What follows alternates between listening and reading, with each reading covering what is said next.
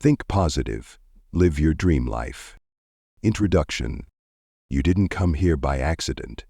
Somewhere inside you, a quiet voice, maybe faint, maybe growing louder, has been whispering, there's more for you. More peace, more clarity, more joy, a deeper sense of purpose, a dream life that doesn't feel distant or make-believe but real and reachable. And that voice, that's your truth trying to rise. Because the truth is, you are far more powerful than you've been led to believe. Your thoughts shape your reality. Every single day, in ways you may not even realize yet, you are creating your experience through the way you think, feel, and focus. This audiobook is about waking up to that power. It's about showing you what you've already suspected, that the life you want isn't outside of you, it's inside of you, waiting for you to think it into existence. Now, before you roll your eyes, let's be clear. This isn't about blind positivity or pretending things are fine when they're not. You won't hear me say, just think happy thoughts and everything will magically fix itself. That's not how it works. Life is messy, challenges come, fear knocks.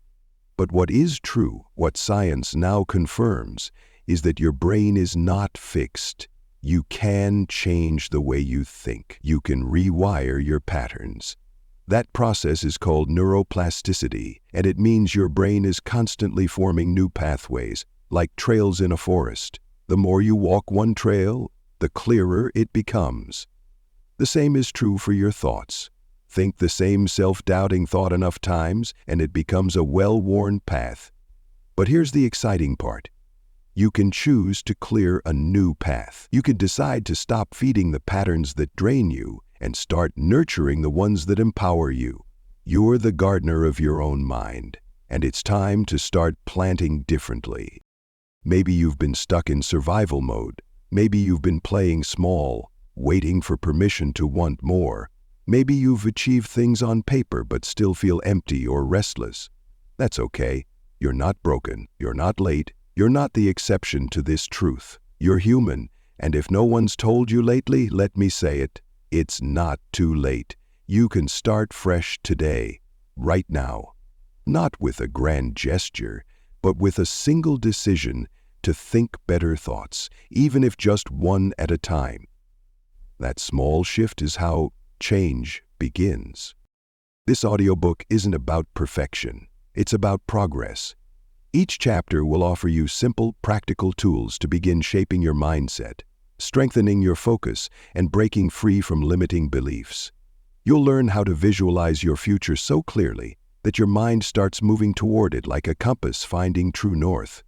You'll uncover the quiet stories running in the background of your life, and you'll be gently guided to rewrite them. I will remind you again and again that your thoughts shape your reality, not as a slogan, but as a daily practice, a lens through which to view your life, and a key to unlocking your full potential. Think of this audiobook as a companion, a steady voice in your corner, not shouting at you to hustle harder or fake it till you make it, but walking beside you, encouraging you to become it. One thought, one belief, one bold step at a time. You're not here to live someone else's version of success. You're here to live your dream life, the version that brings you peace when you wake up and purpose when you move through your day, that life is possible. It begins with how you think. So take a deep breath. This is your moment. You don't need to have it all figured out. You just need to start. You've already begun. Let's keep going. Chapter 1. You are the gardener of your mind. Imagine your mind as a garden. Every thought you think is a seed. Some are tiny sprouts of hope. Some are heavy with worry. Others are bursts of color, filled with joy, creativity, or confidence. And like any garden, what grows depends on what you plant, how often you tend to it, and whether you allow weeds to take root unnoticed.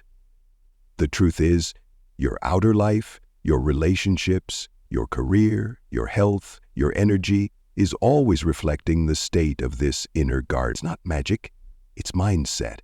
The thoughts you consistently think shape how you feel, which influences the choices you make, which ultimately builds the life you live. This is where real power begins, not out there in the world, but right here, inside your head. But maybe no one ever taught you this. Maybe you grew up hearing more about what not to do than how to think in a way that serves you. Maybe you were handed seeds that weren't even yours. Thoughts from your environment, your family, your past. Seeds like, I'm not enough, I always mess things up, or people like me don't get to dream big. And maybe, without realizing it, you've been watering those seeds day after day, thought after thought, the same mental loops playing like background music, the same fears holding you back, the same doubts whispering when you try to step forward. It's not your fault, but it is your responsibility now, because once you know you're the gardener, you can't ignore the soil. You can't keep planting weeds and expecting flowers. What's powerful is that you don't have to overhaul your entire life overnight. You don't need to rip everything out and start again. Real change happens with awareness. Start by noticing. When you catch yourself thinking something negative, pause. Ask, is this the kind of seed I want to grow? That simple question is a turning point. You're interrupting the autopilot. You're choosing to become conscious. Most people live in reaction, reacting to their circumstances, their emotions, their past. But you're choosing to live with intention. You're choosing to plant what you want to grow. Calm instead of chaos, confidence instead of doubt, hope instead of fear. Now, this doesn't mean pretending everything is always fine. You'll still have hard days. You'll still feel anxious or overwhelmed at times. That's part of being human. But here's the shift. You don't let those feelings take over your garden. You don't water them with more negativity. Instead, you become the kind of gardener who knows when to prune, when to give space, when to pull out what doesn't belong and make room for something better. You treat yourself with compassion instead of criticism. You remind yourself, gently and firmly, that you're always one thought away from changing your state. Always. Think about a real garden. It doesn't bloom overnight.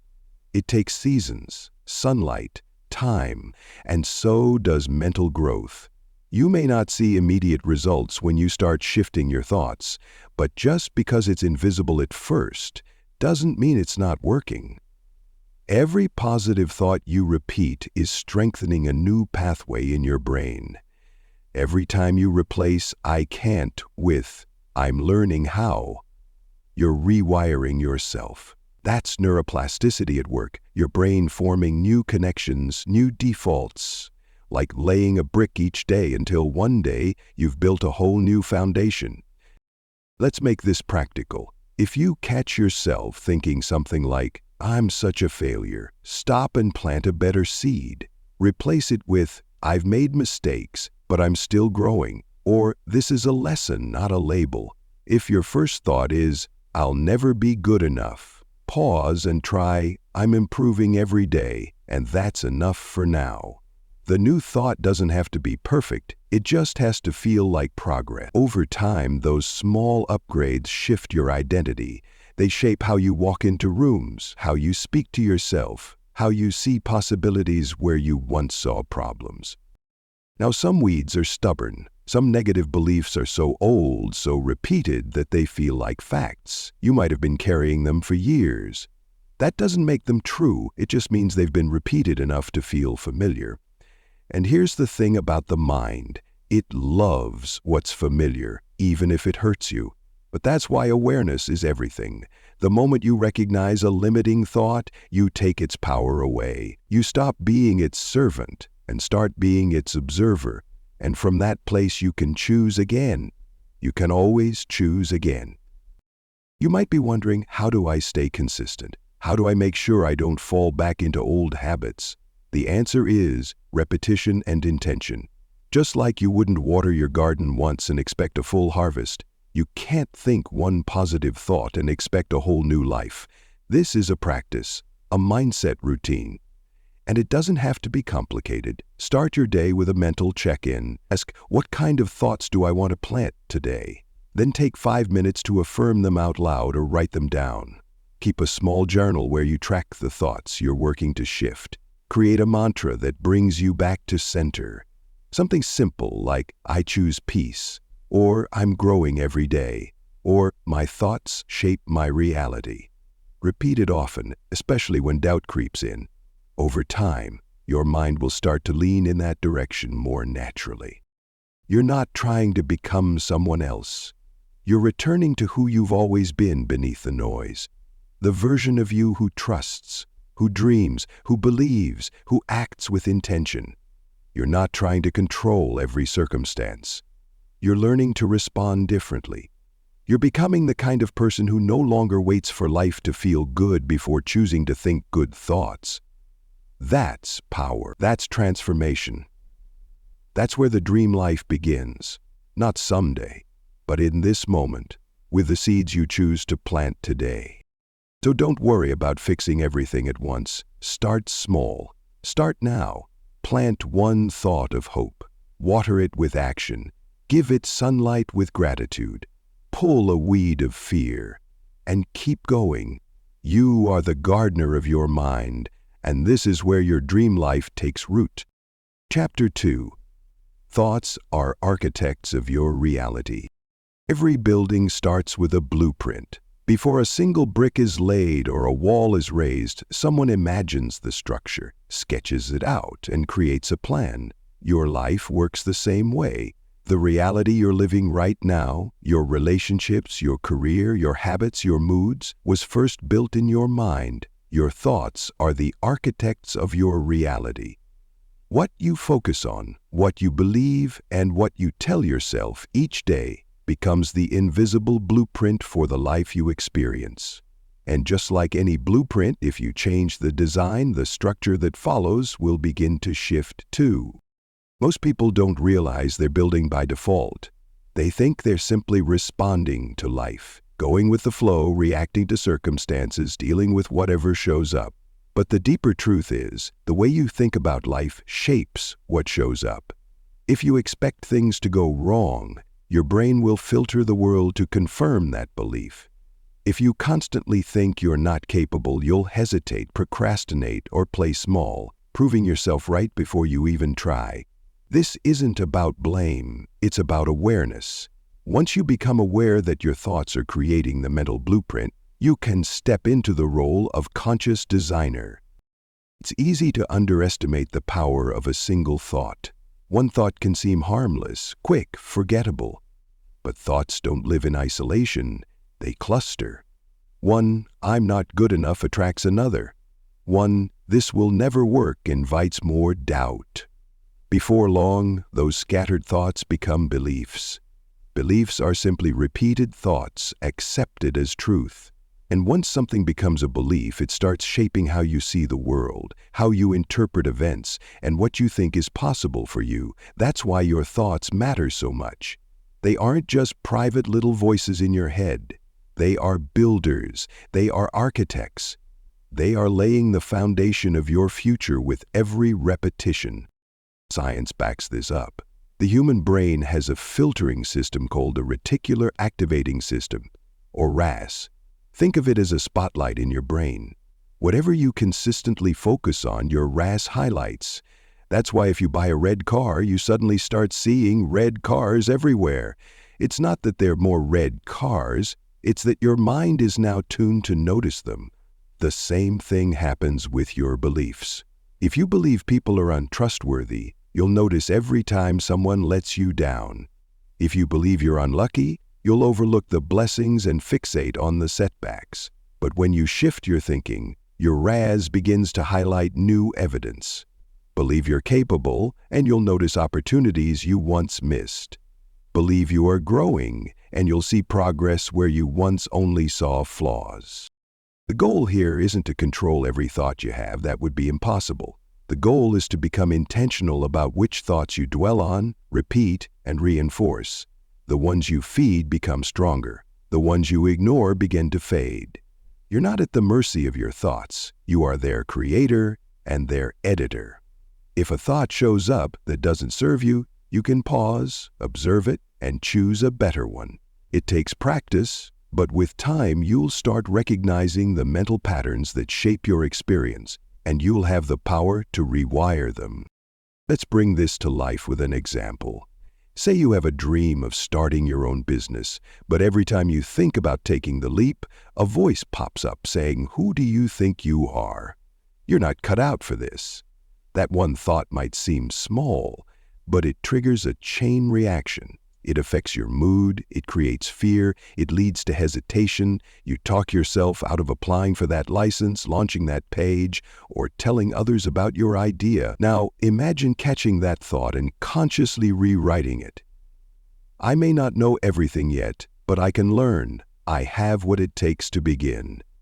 That shift changes everything. It doesn't just make you feel better, it changes your behavior. And when your behavior changes, your outcomes follow. That's how a new blueprint starts forming. One thought at a time. Be patient with yourself. If you've spent years reinforcing certain beliefs, they won't disappear overnight. Your inner architect has been following the same design for a long time, but now you're stepping in with new plans. You're saying, "Actually, I don't want a house built on fear and doubt. I want one built on self-trust, vision, and growth." That decision alone changes the trajectory of your life. Every time you repeat a thought like, "I am growing," or "I'm allowed to dream big," or "My life is expanding in beautiful ways," you're drawing a new line in the blueprint. You're laying new bricks in your mental foundation. This is why affirmations work, not because they magically make things happen, but because they train your brain to expect something different. They start tuning your internal spotlight toward possibility. But to be effective, affirmations must feel believable. If saying, "I love myself completely" feels false, then start with something more accessible like, "I'm learning to accept myself more each day." The goal is to shift your thoughts incrementally toward empowerment. Over time, those thoughts solidify into new beliefs, and those beliefs change how you show up in the world. Here's a practice to help you shift into the role of architect. For the next week, notice the first thought you have each morning. Is it rushed, anxious, heavy, or is it calm, open, grounded? Don't judge it, just observe. Then, intentionally choose a better thought to start your day, even if it's as simple as "Today is a new chance," or "I get to build something meaningful today." That one thought can reset your entire outlook. Thoughts are like dominoes. The first one often determines the ones that follow. Choose your first domino with care. Also, keep a running list of empowering thoughts that feel true to you. These are your go-to building blocks. Read them when doubt creeps in. Speak them out loud when your energy dips. Write them down when you feel lost. Over time, these thoughts will become your new default settings. They will start building a reality that reflects your inner strength and clarity. You are not a victim of your mind. You are the builder of it. Your thoughts are not random visitors. They are workers you've hired. If you don't like the structure they're building, give them new instructions. You are the architect, you are the builder, and your blueprint begins with what you believe to be possible. Start drawing the life you want, one thought at a time. It doesn't need to be grand or perfect, it just needs to be intentional. The more you direct your thoughts, the more aligned your life becomes. This is the truth you'll hear again and again, because it cannot be overstated. Your thoughts shape your reality. Train them, guide them, and they will begin to build a life that feels like home. Chapter 3. The Science of Change, Rewiring Your Brain. You are not stuck. Even if you've thought the same thought for 10 years, even if you've repeated the same habit every day for as long as you can remember, even if it feels like your brain has been wired for worry, self-doubt, or fear, none of that means you're fixed in place. It simply means your brain has been following familiar routes. But those routes aren't permanent. They're not who you are. They're just well-worn paths that your mind has taken again and again. And the moment you understand how your brain actually works, how it's wired to change, you begin to see the power you have. You begin to realize that transformation isn't some unreachable ideal. It's biology. It's real. It's within you. Your brain is a living, changing organ. It adapts, it responds, it rewires. This ability to change is called neuroplasticity. You don't need a neuroscience degree to grasp it. Think of your brain like a network of trails in a forest. Every time you think a thought, you walk one of those trails. The more often you walk it, the clearer and faster it becomes. That's why habits, mental or physical, start to feel automatic. Your brain is simply trying to be efficient. It keeps taking the path you've walked the most, even if that path leads to self-doubt, anxiety, or limitation. It's not trying to sabotage you. It's trying to save energy. But once you become aware of that, you can begin to clear a new trail. Every time you think a new thought, you lay down the beginnings of a new path. It might feel awkward or unnatural at first, like walking through thick underbrush. But with repetition, it gets easier. And here's the powerful part. While you're strengthening that new path, the old one begins to fade. The less you walk it, the more overgrown it becomes. This is the foundation of change. Not forcing yourself into a new life, but gently, consistently, choosing new mental paths until they become your new normal. Let's say you've spent years thinking, "I'll never be successful." That thought has become a neural superhighway, fast, familiar, and deeply ingrained. But now, you're ready to think differently. You start with, "I am learning how to be successful," or "Success is a skill I can develop." At first, that new thought feels like a dirt path. It's slower, your brain resists it. But the more you repeat it, the clearer it becomes. You start noticing opportunities you once ignored. You take action that aligns with your new belief, and over time, the old road begins to crumble, and the new one becomes the route your brain naturally takes. This isn't wishful thinking, it's science in motion. Understanding this process gives you compassion for yourself. You stop blaming yourself for why change hasn't stuck in the past. You see that it's not about willpower, it's about wiring, and wiring takes time. The good news is that your brain doesn't care if a thought is helpful or harmful, true or false. It just builds what you give it most often. That means you have more power than you think. You can choose what you repeat, you can choose what you reinforce, and you can rebuild your mental landscape one thought at a time. But rewiring your brain isn't just about positive thinking, it's also about emotional reinforcement. When you attach feeling to a thought, it becomes stickier. That's why a single embarrassing moment can live in your memory for years, because emotion burned it into your wiring. You can use this to your advantage. When you think empowering thoughts, don't just say them, feel them. Imagine the outcome. Picture yourself succeeding, smiling, thriving. Engage your senses. Feel the pride, the relief, the excitement. Your brain doesn't know the difference between a vividly imagined experience and a real one. So when you visualize a better future with emotion, you start training your brain to accept it as reality. Let's talk about habit, because it's the bridge between thought and action. Thoughts create mental momentum, but habits ground that momentum in the real world. If you want to change how you think, anchor those thoughts in small daily actions. That's how new wiring locks in. If you're building the belief, "I am disciplined," then act on it in a small way. Wake up 5 minutes earlier, make your bed, journal for 2 minutes. The size of the action isn't what matters, it's the consistency. Each action confirms the new belief, and the repetition wires it deeper. And yes, there will be resistance. Your brain is efficient, not adventurous. It doesn't like change, even when the change is good for you. Expect discomfort. Expect your old thoughts to try and pull you back. That's not failure. That's biology doing its job. But now you know better. You know that discomfort is a sign that your brain is building something new. You can meet it with patience instead of panic. You can say, "This is what growth feels like," and keep going. There's also something called Hebb's law that's worth understanding. It says, neurons that fire together wire together. That means when two experiences happen at the same time, your brain links them.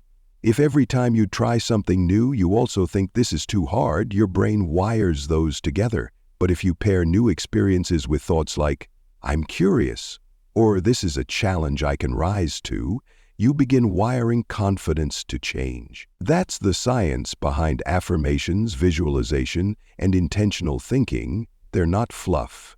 They're your brain's building materials.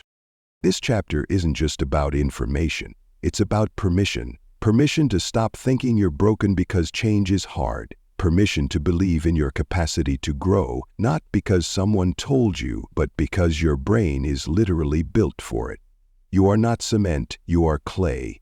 You are adaptable, moldable, rewritable. That's not just poetry, it's physiology. And the more you understand how your mind works, the more equipped you are to reshape it with purpose. So let today be the day you stop calling your old thoughts truth and start calling them what they really are, habits. Let today be the day you step into the role of builder, sculptor, gardener, architect. Not someday, today. Repetition is your tool, emotion is your fuel, patience is your secret weapon, and the blueprint? It's already inside you, waiting for your instruction. Your thoughts shape your reality, not because they magically control everything, but because they guide what you notice, how you feel, what you expect, and what you do. Change your thoughts, and your reality has no choice but to follow. Keep walking the new path, even when it feels unfamiliar. Especially then, because every time you choose a better thought, you're not just shifting your mindset, you're rewiring your brain and transforming your life. Chapter 4. Digging up the weeds, spotting limiting beliefs. You've probably had moments when you asked yourself, why do I keep holding back? Or why does this fear keep showing up even when I know I want more? Maybe you felt that invisible wall between you and your goals, something you couldn't name, but could definitely feel. That wall, more often than not, is built from limiting beliefs. Those quiet, deeply ingrained thoughts that whisper, you can't, you're not enough, or that's not for people like you. These beliefs don't come from nowhere. They are the weeds that grew in your mental garden over time, often planted by past experiences, societal messages, childhood patterns, or fear dressed up as logic. And until you spot them and pull them up by the root, they'll keep choking out your growth, no matter how much positivity you try to plant on the surface. Limiting beliefs are sneaky. They don't always sound dramatic or obvious. Sometimes they show up as reasonable thoughts. I need to be realistic, or it's too late for me to start over, or I don't want to fail and embarrass myself. They sound protective, even rational, which is why they often go unchallenged. But just because a thought sounds reasonable doesn't mean it's true, and just because a belief feels familiar doesn't mean it's serving you. The real question to ask is this thought helping me grow, or is it keeping me small? If it's keeping you small, it's a weed.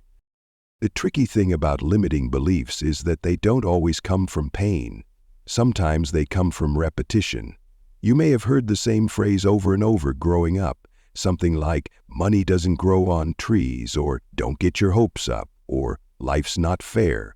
These phrases may have been said with good intentions, but if you heard them enough, they became your truth.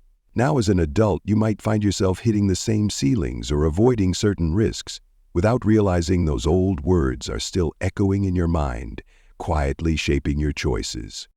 Here's the good news. A belief is not a fact. It's just a thought you've repeated enough times to feel certain about. And if a belief can be learned, it can be unlearned. This is where awareness becomes your most powerful tool. You can't change what you can't see, so your first step is simply to observe. Begin paying attention to your automatic thoughts, especially when you feel stuck, hesitant, or afraid. Ask yourself, what story am I telling myself right now? That story will often reveal the belief behind the feeling. For example, if you're avoiding starting a new project, the surface emotion might be procrastination, but the story underneath might be, if I try and fail, I'll prove I'm not good enough.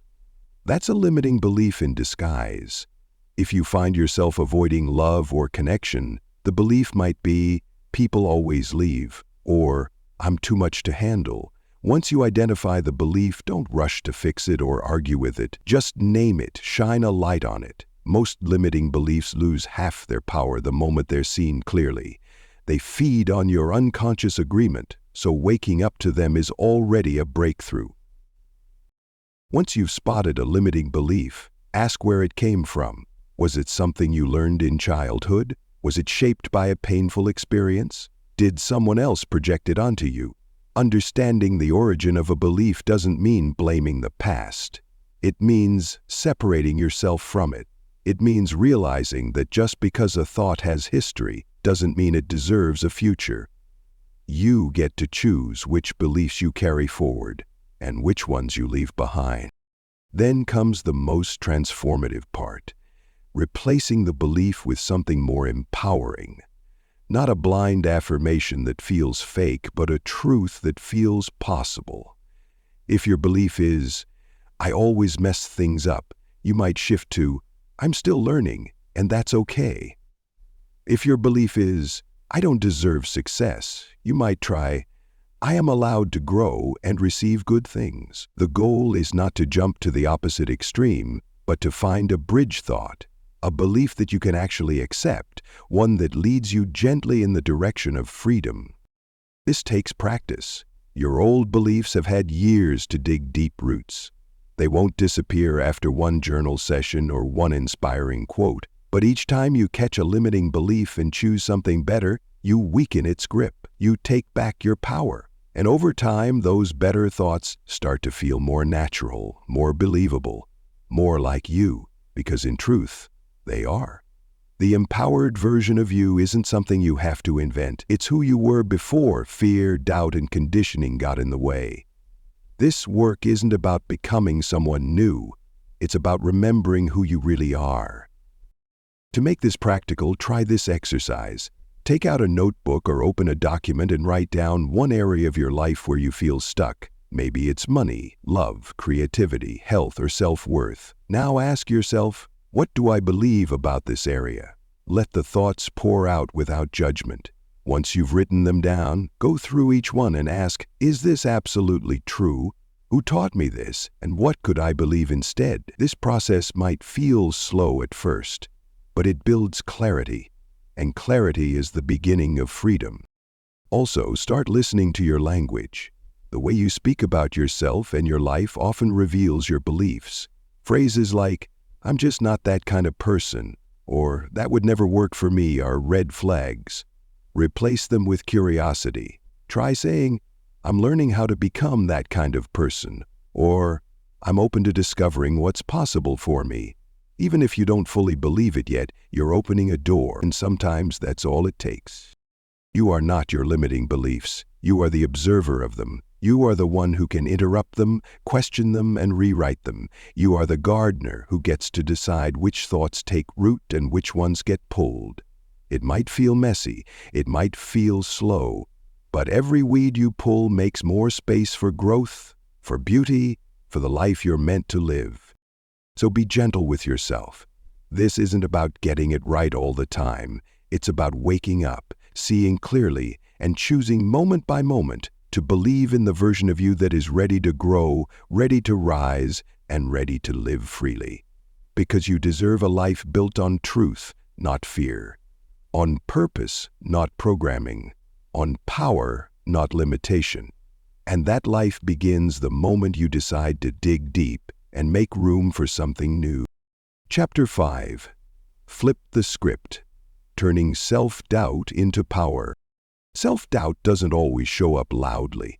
Sometimes it's a whisper, a pause before you speak, a hesitation before you start. Other times it disguises itself as perfectionism or procrastination. It may sound like, "What if I fail?" or "I'm not ready yet," or "Someone else could do this better." It lives in the background, quietly steering your choices, shrinking your confidence, and delaying your dreams. But here's the truth that can change everything. Self-doubt isn't your enemy. It's a messenger. It shows up when you're on the edge of growth. It appears when you're about to stretch, risk, or become more than you've been. And instead of letting it stop you, you can learn to flip the script.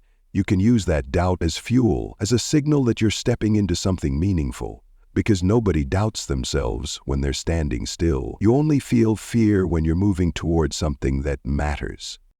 Too often we treat self-doubt like a stop sign. We interpret the discomfort as a warning that we're not ready or not good enough.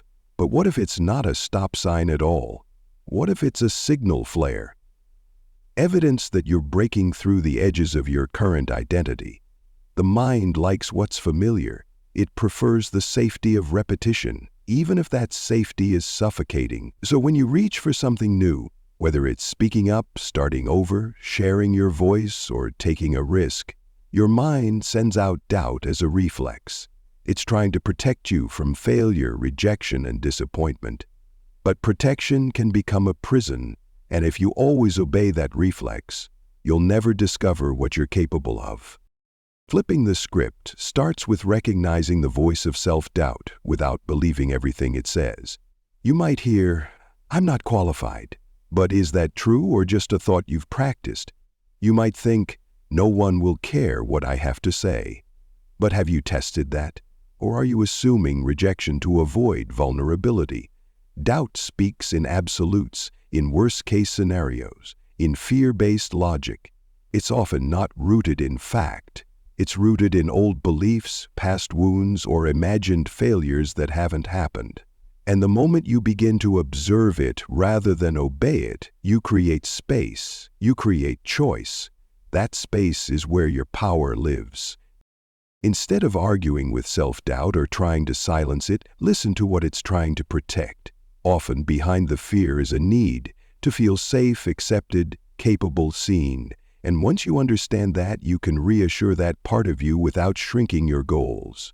You can say, "I know you're scared, but I've got this," or "We're trying something new," and that's allowed to feel uncomfortable, but I'm not stopping. This inner dialogue rewires the relationship you have with fear. It teaches your mind that discomfort isn't danger, it's part of expansion.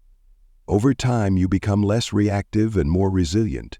You stop waiting for confidence and start acting your way into it. Because here's something most people never learn: confidence isn't the absence of self-doubt. Confidence is the decision to move forward anyway. It's built through action. Every time you do something you are afraid of, you send a message to your mind. We can do hard things. We can trust ourselves. That message becomes a new belief, and that belief builds new momentum.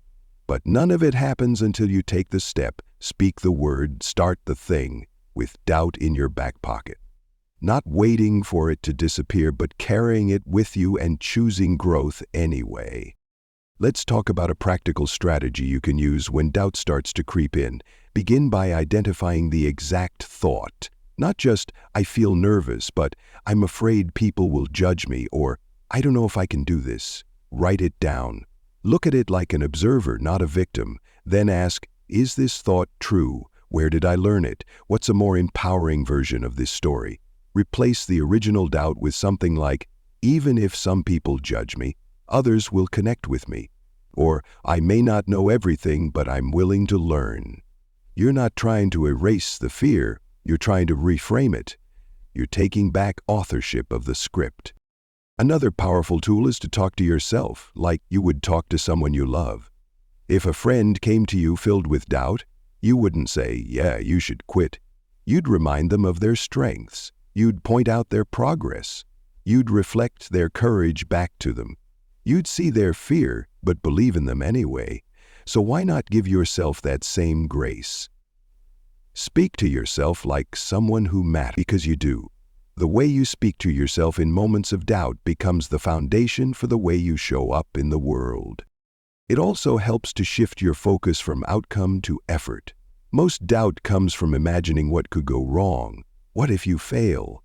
What if you're embarrassed? What if it doesn't work? But those are outcomes, things you can't fully control. What you can control is your effort, your intention, your attitude.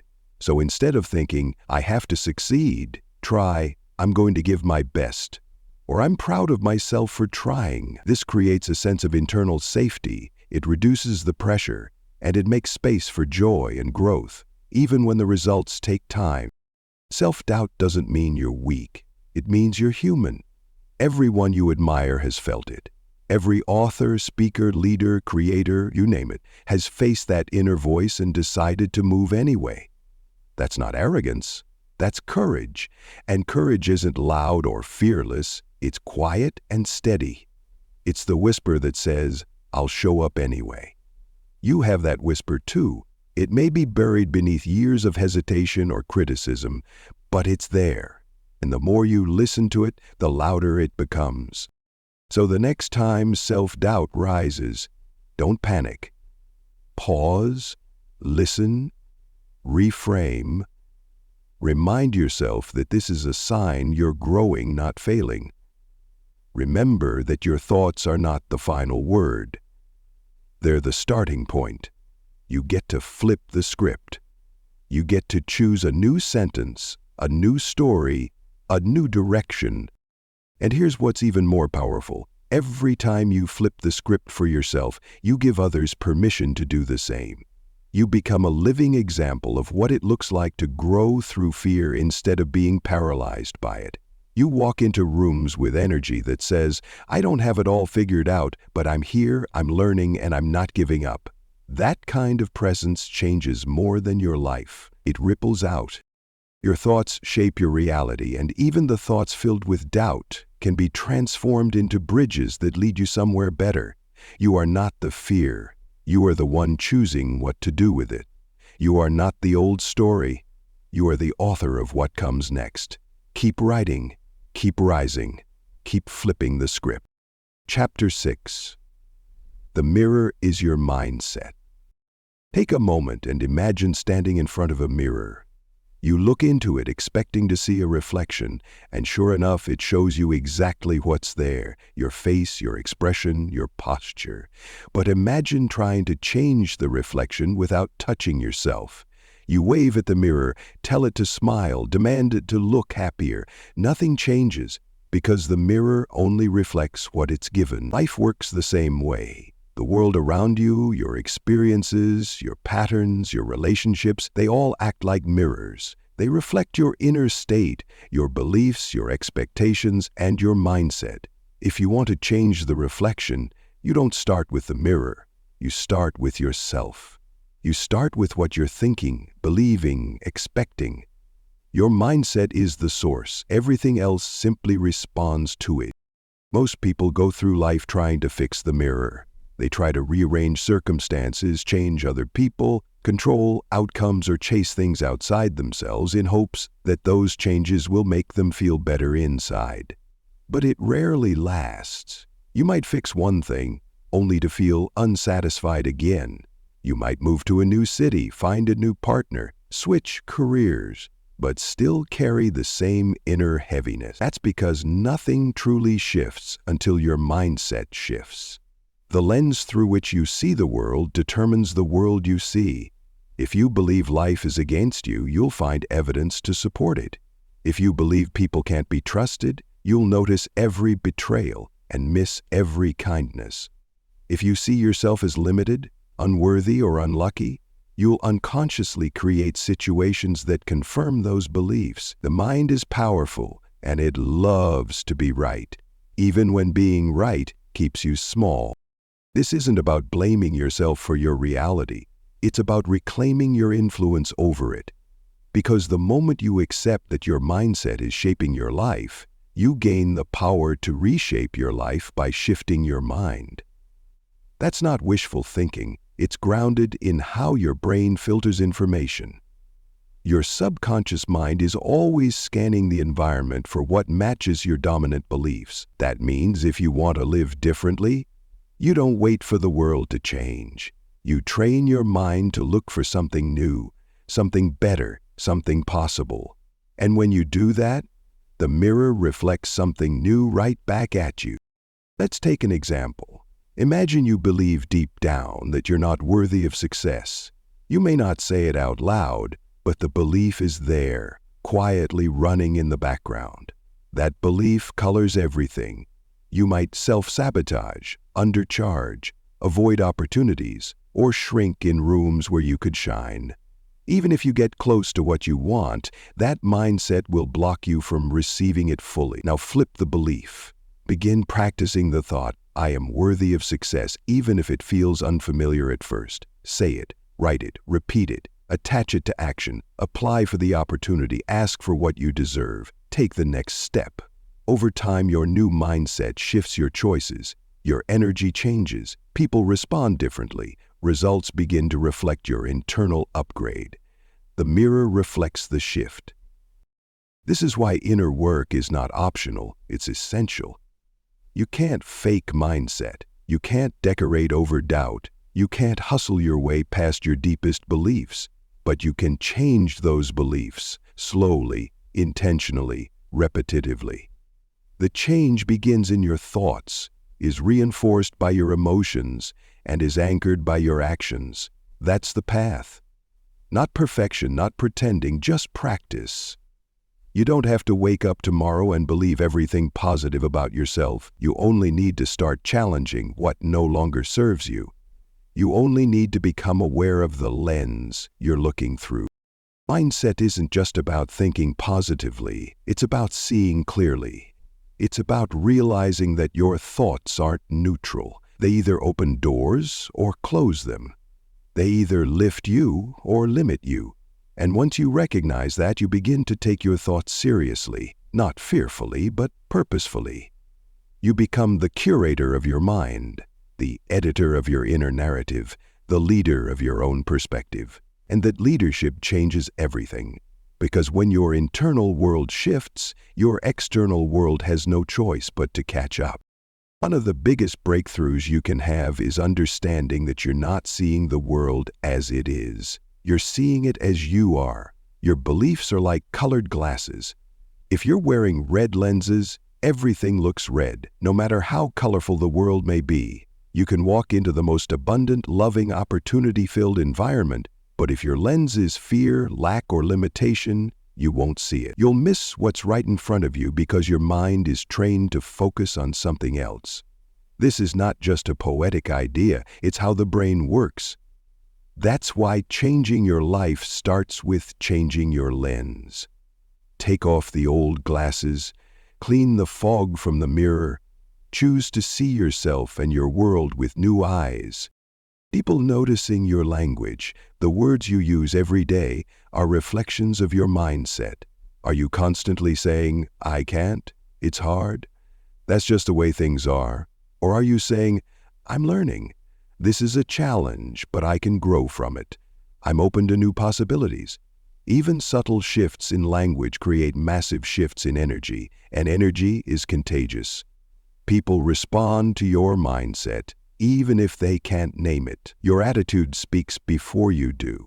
So begin to notice what you're broadcasting. Begin to decide what kind of reflection you want to create. Your mindset is not set in stone. It's a pattern, a habit, a choice that you get to make again and again. Some days that choice will be easier. Some days it will feel like swimming upstream. But every time you choose a thought that empowers you over one that limits you, you reinforce a new pattern. You walk a new path in your brain. You build a new way of being, and those small inner shifts eventually create massive outer changes. So if the world isn't reflecting back what you want to see, more love, more respect, more success, more peace, don't just get frustrated with the mirror. Don't waste energy polishing the glass. Go inward. Ask yourself, what part of me is expecting this reflection? What mindset am I bringing into this moment? And then choose differently. Choose from the version of you that believes change is possible, that believes growth is natural, that believes you are worthy of a life that feels like alignment, not resistance. Everything begins in the mind. Your thoughts shape your reality. Your mindset sets the tone for your life. And the good news is, you're never stuck with the lens you've been given. You can change it. You can shift it. You can see the world differently. And when you do, the world responds. The mirror isn't magic, it's just honest. And when you choose to shift the source, the reflection will always follow. Chapter 7. Your emotions are messengers, not enemies. Emotions are not the problem. Feeling deeply is not a weakness. You were never meant to suppress your feelings just to appear strong, or to silence your inner world to survive the outer one. Yet for most people, emotions become a source of confusion, shame, or avoidance. You may have been taught to hide them, fear them, or push them down because they made others uncomfortable. Maybe you've labeled some emotions as good and others as bad. Maybe you believe that to be positive you need to ignore sadness, anger, fear, or frustration. But the truth is, emotions are not enemies to be defeated. They're messengers. Each one carries information. Each one is a signal from your inner world, trying to show you something that needs attention, healing, or change. The more you learn to listen without judgment, the more empowered you become. You can't grow if you're constantly rejecting what you feel. Positive thinking isn't about pretending you're okay when you're not. It's about being honest with where you are while choosing thoughts that support your healing, not your self-destruction. When you suppress emotions, you don't make them disappear, you bury them alive. They stay in your body, shaping your energy, your reactions, and your decisions. Suppressed emotions don't vanish, they surface in other ways, through anxiety, tension, burnout, or even illness. But when you give yourself permission to feel, when you create space for your emotions to exist without trying to fix them right away, something powerful happens. The intensity begins to soften, the message becomes clearer.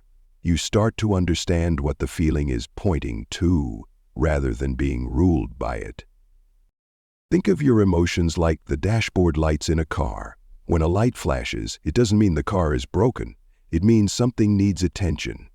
Ignoring it won't help, yelling at it won't fix it.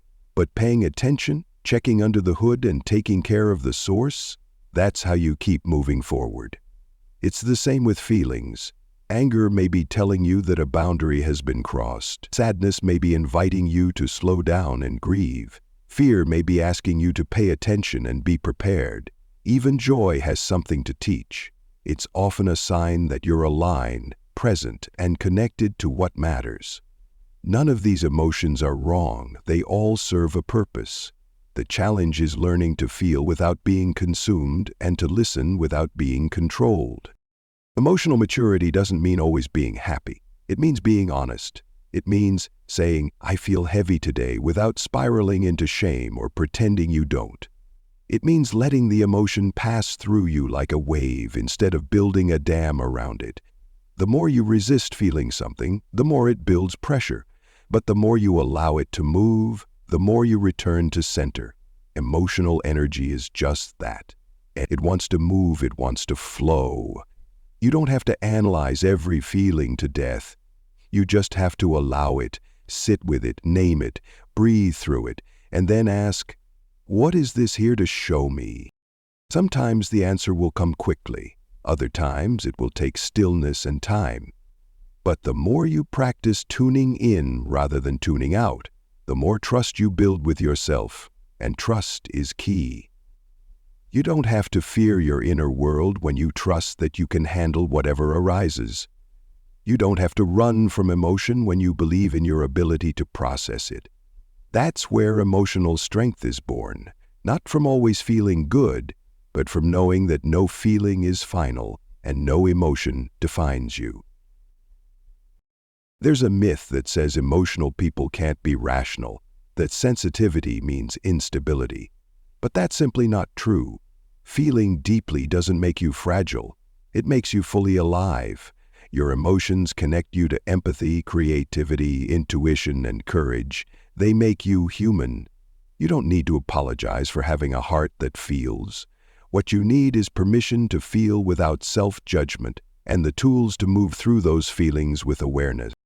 One of the most helpful practices is emotional labeling. When you feel something strong, take a pause and ask, what is this exactly? Instead of saying, I'm overwhelmed, break it down. Are you frustrated, disappointed, scared, lonely? Often, the act of naming a feeling brings clarity and calm. It gives your mind something to work with instead of spinning in confusion. Another practice is checking in with your body. Where do you feel the emotion? Is it tightness in your chest? A knot in your stomach? A weight in your shoulders? When you locate the feeling physically, you anchor yourself in the present. You stop running from it and start tending to it. You become more grounded. Emotions are temporary visitors. Even the heaviest ones are not permanent residents. They come and go, they rise and fall. You are the sky and your emotions are the weather. Storms may pass through, but they don't define the sky. Knowing this helps you sit with hard emotions without fearing they'll never leave. And when they do pass, you're left with more clarity, more resilience, and more connection to yourself. This emotional awareness is also vital for building relationships. When you understand your own emotions, you can communicate more clearly, listen more deeply, and connect more authentically with others. You stop projecting your pain onto people who didn't cause it. You stop expecting others to fix what you haven't faced. Instead, you bring your whole self to your interactions, with honesty, compassion, and self-responsibility. You don't have to choose between positivity and emotional truth. You can be hopeful and still feel your grief. You can be motivated and still acknowledge fear. You can be grateful and still process anger. Real positivity is inclusive. It makes room for every emotion, not just the shiny ones. It understands that healing isn't linear and growth isn't always glamorous. Sometimes it looks like crying in your car, taking a deep breath in the middle of chaos, or saying no to something that once felt safe. These are not setbacks. They are signs of strength.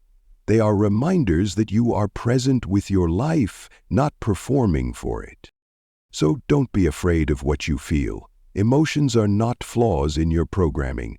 They are signals, guides, invitations. Learn to hear them, learn to honor them, and most importantly, learn to keep moving through them without letting them define who you are. You are not your sadness. You are not your anger. You are not your fear. You are the awareness behind those emotions, the one who can hold them, learn from them, and let them go. Your thoughts shape your reality, but so do your emotions. And when you give them the respect they deserve, not control, not resistance, but presence, you become more powerful, not less. You become rooted in yourself, and from that grounded place you can create a life that isn't just mentally strong, but emotionally honest. That kind of life doesn't just look good from the outside. It feels true on the inside. It's the life you're here to build. One honest feeling, one aware thought, one conscious moment at a time. Chapter 8. Visualization, painting your future with your mind's eye. Everything you've ever created, achieved, or pursued started as a picture in your mind. Before the action, before the effort, before the result, there was a thought, a mental image, a possibility that existed only in your imagination. This is the silent power of visualization. It's not some mystical idea or motivational trend. It's one of the most powerful tools you already use every single day, mostly without realizing it. And the more you begin to use it with intention, the more it becomes a tool for transformation. Because your mind doesn't just observe your life, it participates in creating it. And when you visualize a better future vividly and consistently, your brain begins to move toward it, preparing your thoughts, emotions, and actions to align with what you see. You've been visualizing your whole life. Think about the last time you imagined everything going wrong before a big event. Maybe you pictured yourself stumbling over your words, messing something up, getting rejected or embarrassed, and maybe that fear loop drained your energy or made you hesitate. That's visualization at work. Except in reverse. You rehearsed failure. You built a mental scene that shaped your feelings and behavior. The mind doesn't know the difference between a vividly imagined experience and a real one. So when you constantly picture the worst, your nervous system reacts. Your body prepares for threat. You act smaller, speak quieter, show up with doubt. But the beautiful thing is, this same mechanism works in your favor when you flip it. When you begin to visualize positive outcomes with the same emotional intensity, You're not lying to yourself, you're training your brain. You're giving your subconscious a new direction, a new blueprint to follow. There's science behind this. Studies have shown that mental rehearsal activates the same brain regions as physical practice. Athletes use visualization to improve performance. Public speakers use it to calm nerves. High performers across fields prime their minds by running through their success mentally before they ever take a step physically. When you visualize with detail and emotion, you create a neural pattern, almost like a memory of the future. You are rehearsing success. You are strengthening belief, and belief changes how you show up, how you speak, how you carry yourself, how you respond to challenges. So how do you do it? You start simple. You find a quiet moment, close your eyes, breathe, then picture the version of your life that lights you up, not a vague daydream, but something real, detailed, sensory. Where are you? What do you see? What do you hear? Who's with you? What are you doing? How does it feel in your body? What does your environment look like? Are you confident, calm, energized? Let yourself experience it as fully as possible. Feel the joy, the peace, the excitement, the pride. This isn't just mental entertainment. It's mental conditioning. You are training your body and brain to feel safe and familiar in the life you want to create. This practice doesn't take hours. Even 5 minutes a day can make a powerful difference. The key is consistency. Your mind loves repetition. The more often you visualize a better outcome, the more familiar and believable it becomes. And once it feels familiar, it stops feeling out of reach. That's when your inner resistance softens. That's when the gap between where you are and where you want to be starts to feel smaller. You begin to think, maybe I can do this. And that thought is a seed. Plant it often enough, water it with action, and watch it grow into belief. But visualization isn't about escaping your current reality. It's about expanding your vision beyond it. You're not pretending things are perfect. You're practicing what alignment feels like so you can recognize it when it shows up, and more importantly, so you can make choices that lead you toward it. If you only ever focus on what's wrong, you'll keep creating from a place of lack and fear. But when you focus on what's possible, when you train your eyes to see potential, you unlock new ideas, new energy, new solutions. You're no longer reacting to life. You're co-creating it. There's another layer to this. When you visualize the future you want, you start becoming emotionally familiar with it.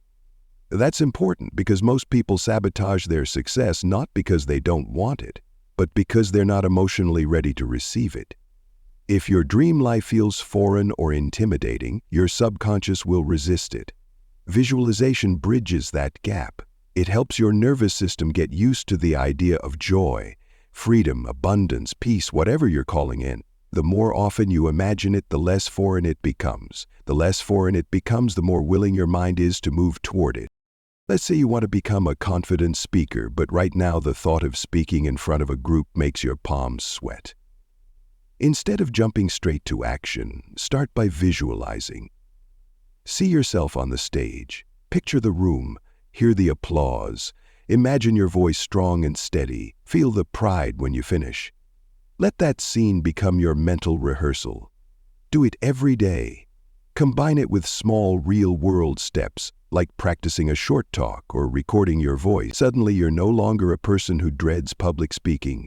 You're someone becoming it, one mental rep at a time. You can apply this to any area of your life, your health, your relationships, your career, your confidence. Whatever version of yourself you're becoming, start seeing it before you live it. The mind is your workshop. Your thoughts are your tools. Your imagination is your paintbrush. The more clearly you paint, the more alive the image becomes, and soon, the world starts to reflect what your mind has been rehearsing all along.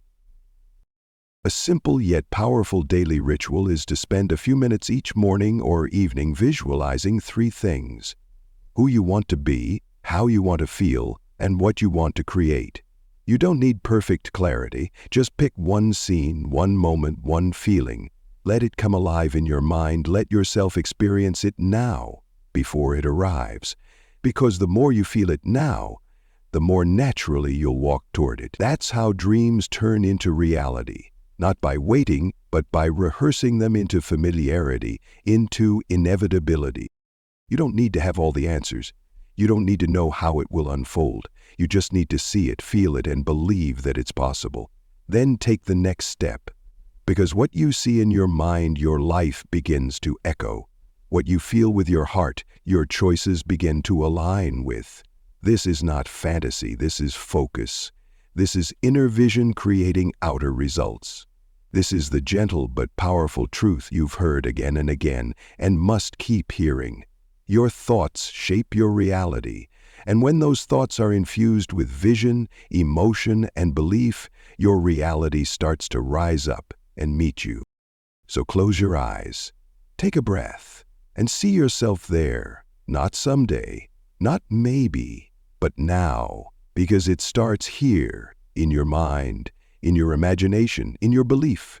That's the first step to living it, and you are ready. Chapter 9. The Power of Daily Rituals. Transformation doesn't happen all at once. Change isn't made of giant leaps, but of small, consistent steps that stack over time. When people imagine creating their dream life, they often think about big decisions, quitting the job, moving cities, launching something bold. And while those moments matter, they're never the full story. What actually builds your life is what you do every day. It's the small actions, the thoughts you return to, the energy you start with, and the words you speak to yourself before anyone else hears your voice. This is the power of daily rituals. Not routines done out of pressure or perfectionism, but intentional acts that anchor your mindset, reinforce your growth, and remind you who you're becoming. If your thoughts shape your reality, then your rituals are the way you shape your thought. You already have rituals, even if you've never called them that. Maybe your ritual is checking your phone first thing in the morning, scrolling for connection, comparison, or distraction. Maybe your ritual is worrying before bed, replaying what went wrong in the day. Maybe it's skipping breakfast, rushing into chaos, or numbing out with noise. These are unconscious habits, and they leave you feeling scattered, reactive, or depleted. But what if you flipped the script? What if you designed your day from the inside out, starting with intention, even in the smallest ways? That's the difference between a routine and a ritual. A routine is what you do. A ritual is why you do it. It's filled with purpose. It's an act of alignment. You don't need an elaborate morning practice or a strict schedule to create change. You just need a few simple, repeatable actions that help you stay connected to the vision you're building. Start small. It could be one empowering thought you repeat in the mirror, one deep breath before you open your messages, one moment of silence before the noise of the world floods in. These acts might seem small, but they shape your state of mind. They remind your brain, this is who we are now, this is what we're creating. Think of your daily rituals as mental nutrition. Just like your body responds to what you feed it, your mind is shaped by what you consume and repeat. If your morning starts with stress and negativity, that becomes the lens through which you see your day. But if you start with a grounding ritual, something that centers your mind, calms your nervous system, and affirms your power, you carry that energy forward. You don't just react to life, you create it. One powerful ritual is setting an intention each morning. It doesn't need to be complicated. Ask yourself, how do I want to feel today? Or who do I want to be today? Maybe the answer is, I want to feel calm, or I want to lead with kindness, or I want to focus. Anchor that word or phrase in your awareness. Write it down. Speak it out loud. Repeat it throughout the day. Your intention becomes your inner compass. It guides your choices, helps you reset when you drift, and keeps your energy aligned with your values. Another simple but profound ritual is practicing gratitude. Take a few moments each morning or evening to write down 3 things you're grateful for. They can be big or small. The sunlight on your skin, a conversation that moves you, the way your body carries you through the day. Gratitude shifts your focus from lack to abundance. It trains your mind to look for what's working instead of what's missing. And over time, it changes your baseline mood. You begin to see opportunities where you once saw obstacles. You feel supported instead of overwhelmed. That shift isn't accidental, it's practiced. Movement can also be a ritual, not as punishment or pressure, but as a celebration of aliveness. Even 5 minutes of stretching, walking, or dancing can shift your energy. Your body holds your emotions. It remembers your stress. And when you move, you release what no longer serves you. You breathe deeper. You stand taller. You feel more grounded. This isn't about perfection or performance. It's about connection. A daily ritual of movement reminds your body and mind that you are safe, strong, and in motion towards something better. What matters most in any ritual is consistency, not perfection, not doing it the same way every time, but showing up again and again with the intention to nurture your mind and fuel your growth. Rituals are not a to-do list, they're a way of being. They are signals to your subconscious that you're choosing alignment, that you're taking yourself seriously, that you're not waiting for life to change, you're changing how you meet life. Rituals also help in moments of emotional turbulence. When life feels chaotic, your rituals become your anchors. When fear rises or doubt creeps in, you don't have to start from zero. You have practices to return to. You know how to breathe. You know how to reset your thoughts. You know how to ground yourself in gratitude or stillness or movement. And that familiarity gives you strength. You don't need to control every storm. You just need to know how to come back to center. Don't underestimate the power of these small daily choices. They add up. They build identity. They become the silent force behind your transformation. One day, you'll look back and realize that the dream life you've created didn't come from one big moment. It came from a series of small moments when you chose to show up with intention, when you paused instead of spiraled, when you spoke kindly to yourself, when you moved your body with love, when you wrote down one thought of gratitude or said one affirmation that reminded you of your power. That's how change happens, quietly, repeatedly, with love. So ask yourself, what rituals are you living by? Which ones serve you? Which ones need to be replaced? You don't need to overhaul your life today. You just need to start with one new ritual, one action that supports the life you're building. Start your morning differently. End your night with presence. Take 5 minutes to be intentional with your mind.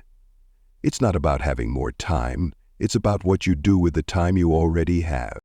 Your thoughts shape your reality, and your rituals shape your thoughts. They are the brushstrokes that create the masterpiece of your life. Choose them wisely. Practice them consistently. Let them become your foundation, because when your days are built with purpose, your life begins to align with the vision you've held inside you all along, not by chance, but by choice, not by force, but through presence. That's the quiet power of ritual. And it's always within your reach. Chapter 10. Environment Matters. Tending the garden around you. You've probably heard that you're the average of the 5 people you spend the most time with, but it's deeper than that. You are not just shaped by people. You're shaped by spaces, sounds, habits, routines, and energies. Your environment is constantly influencing your mindset, your emotions, and your behavior. If your mind is a garden, your environment is the climate. You might plant the best seeds, empowering thoughts, big dreams, clear intentions, but if you plant them in dry, toxic soil, they'll struggle to grow. That's why it's not enough to work on your inner world. You must also tend to the outer world that surrounds it, because your environment either supports your evolution or it resists it. Most people try to make massive changes in their life while staying stuck in the exact same surroundings that keep pulling them backward. They try to think differently while constantly being reminded of who they used to be. They try to grow while staying in conversations, spaces, and patterns that reflect the version of themselves they're trying to leave behind. And then they wonder why progress feels so hard. But it's not always because something is wrong with them. It's because they're trying to change the fruit without changing the soil. The people you interact with, the media you consume, the clutter you walk past every day, the way your spaces feel, these things are not neutral. They're shaping your energy and reinforcing your beliefs, whether you notice it or not. If you want to live a life of clarity, peace, creativity, and confidence, then your surroundings need to support that. That doesn't mean everything has to be perfect or aesthetic or expensive. It just means your environment needs to reflect your intention. You want spaces that feel like they align with who you're becoming, not who you've been. You want relationships that uplift and challenge you, not ones that constantly drain your energy or make you doubt your worth. You want habits built into your space. Books instead of distractions, water instead of noise, affirmations instead of criticism. Your environment should feel like an invitation to rise, not a reminder to shrink. Start with your physical space. Look around the room you spend the most time in. What does it reflect back to you? Is it chaotic, cluttered, neglected? Or does it feel like a space where growth happens, where calm is possible, where your mind can breathe? You don't have to renovate your life, but maybe you clear one surface. Maybe you put a note on the mirror with a powerful thought. Maybe you add a plant to remind you of growth or open a window to invite fresh air. These small changes matter. They send a message to your subconscious. I care about my space because I care about myself. I am not waiting for my dream life to start. I am creating it now, in small, deliberate ways. Then turn your attention to the people in your life. This doesn't mean cutting off everyone who challenges you. Growth comes with friction. But you must be honest about how your relationships are affecting your mindset. Are you constantly explaining your dreams to people who don't want to understand? Are you shrinking to make others comfortable? Are you spending hours with people who only focus on problems, never solutions? Energy is contagious, and while you can be a light in the dark, you must protect your flame. Surround yourself with people who reflect your values, not your fears. People who remind you of your power, not your limitations. Sometimes, you don't have control over every part of your environment. You might be in a job that drains you, a home that feels loud, a space that doesn't support you. Yet, that's okay. You don't need total control. You just need influence. You can still create pockets of peace. You can still design moments of inspiration. You can still carry your mindset like armor, like a compass, like a candle in the wind. Even 5 minutes of a supportive environment, whether it's music that lifts your spirit, a journal that grounds your thoughts, or a quiet corner to breathe, can recalibrate your entire day. You don't need to escape your environment. You just need to plant light inside of it. The digital space you live in matters too. Your phone, your feed, your media, all of it is part of your environment. Ask yourself what you're scrolling past every day. Is it inspiring you or subtly draining you? Is it expanding your vision or reinforcing your fears? You have more control than you think. Unfollow the noise. Follow people who make you believe in what's possible. Clean up your digital garden. Let it reflect the future you're building, not the patterns you're trying to outgrow. This doesn't mean you live in a bubble, but it means you take responsibility for what you allow into your mental space. Your habits are part of your environment too. A phone by your bed might be encouraging distraction. A notebook on your nightstand might encourage reflection. A snack drawer within reach might be enabling impulsive choices. A calendar filled with obligations might be crowding out space for creativity. You don't have to throw everything out, but begin noticing the small environmental cues that shape your behavior. Adjust them. Design your space to make the right choices easier. When your environment supports your goals, discipline becomes less about willpower and more about flow. Environment also includes the conversations you have with yourself. If your internal dialogue is full of criticism, doubt, and negativity, then your mental environment is working against you. Practice speaking to yourself like someone you love. Let your inner voice become part of the supportive landscape you're building. This is part of your environment too. Not what's around you, but what's within you. And the more aligned these two worlds become, the more powerful your transformation will be. Remember, your dream life isn't something you wait for, it's something you build, day by day, room by room, thought by thought. Surround yourself with reminders of who you are becoming. Create rituals in your space that ground you in that version. Limit access to energies and inputs that distort your clarity. You don't have to control the whole world, you just have to cultivate the parts within your reach. The more you shape your environment with intention, the easier it becomes to stay aligned with the life you want. Your thoughts shape your reality, but your environment shapes your thoughts. You are not separate from the space you live in, you are in a constant dance with it. So make it a space that reflects your worth. Make it a space where growth feels possible. Make it a space that supports your dream, not just your survival. Tending your environment is not a luxury, it's a form of self-respect. And when you begin to honor your surroundings begin to honor you back. That's how you create a climate where your new life can take root and bloom. Chapter 11. The language of possibility. The words you speak are more than sound, they are energy. They carry intention, direction, and influence. The words you choose, especially the ones you say to yourself, shape your perception of what's possible. Your language becomes the frame through which you see your life. Whether you realize it or not, your vocabulary reveals your mindset. It tells the truth about your beliefs, your expectations, and your identity. If you constantly say, "I can't, I'm stuck, that's just the way it is," you're reinforcing limitations. You're building walls with your words. But when you begin to say things like, "I'm figuring it out," "I'm open to new solutions," or "I'm learning," you are opening doors. You are shaping a reality that stretches beyond your current circumstances. The language of possibility is not about sugarcoating, it's about choosing words that build bridges instead of barriers. Words matter.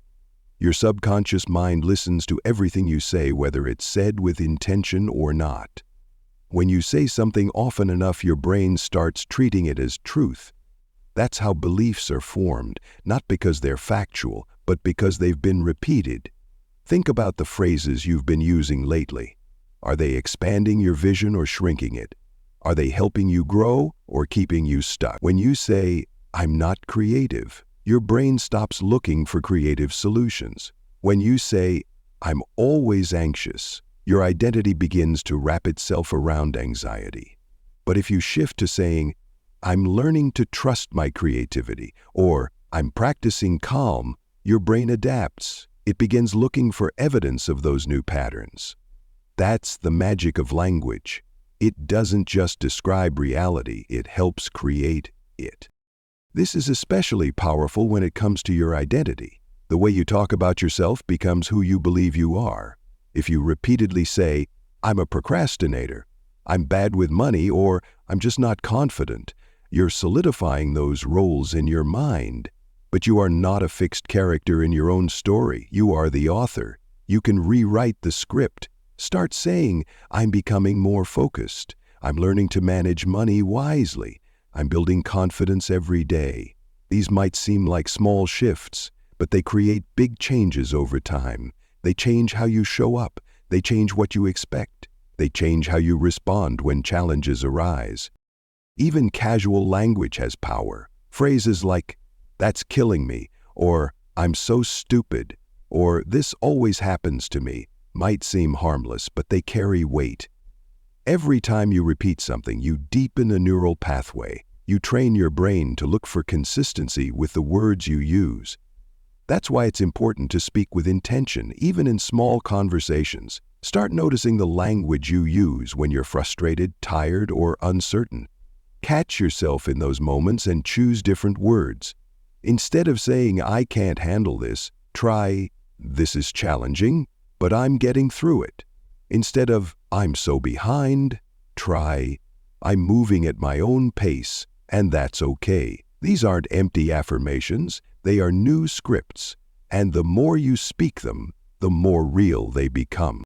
Language also affects how you relate to time and possibility. If you constantly say, "Someday I'll do that," you push your dreams into the distance. Someday becomes an excuse, a mental delay. But when you say, "I'm starting now," or "I'm making progress every day," your timeline shortens. Your dreams feel more urgent, more possible. The energy shifts from waiting to creating. Even the way you frame your goals matters. Saying, "I want to lose weight," focuses on lack.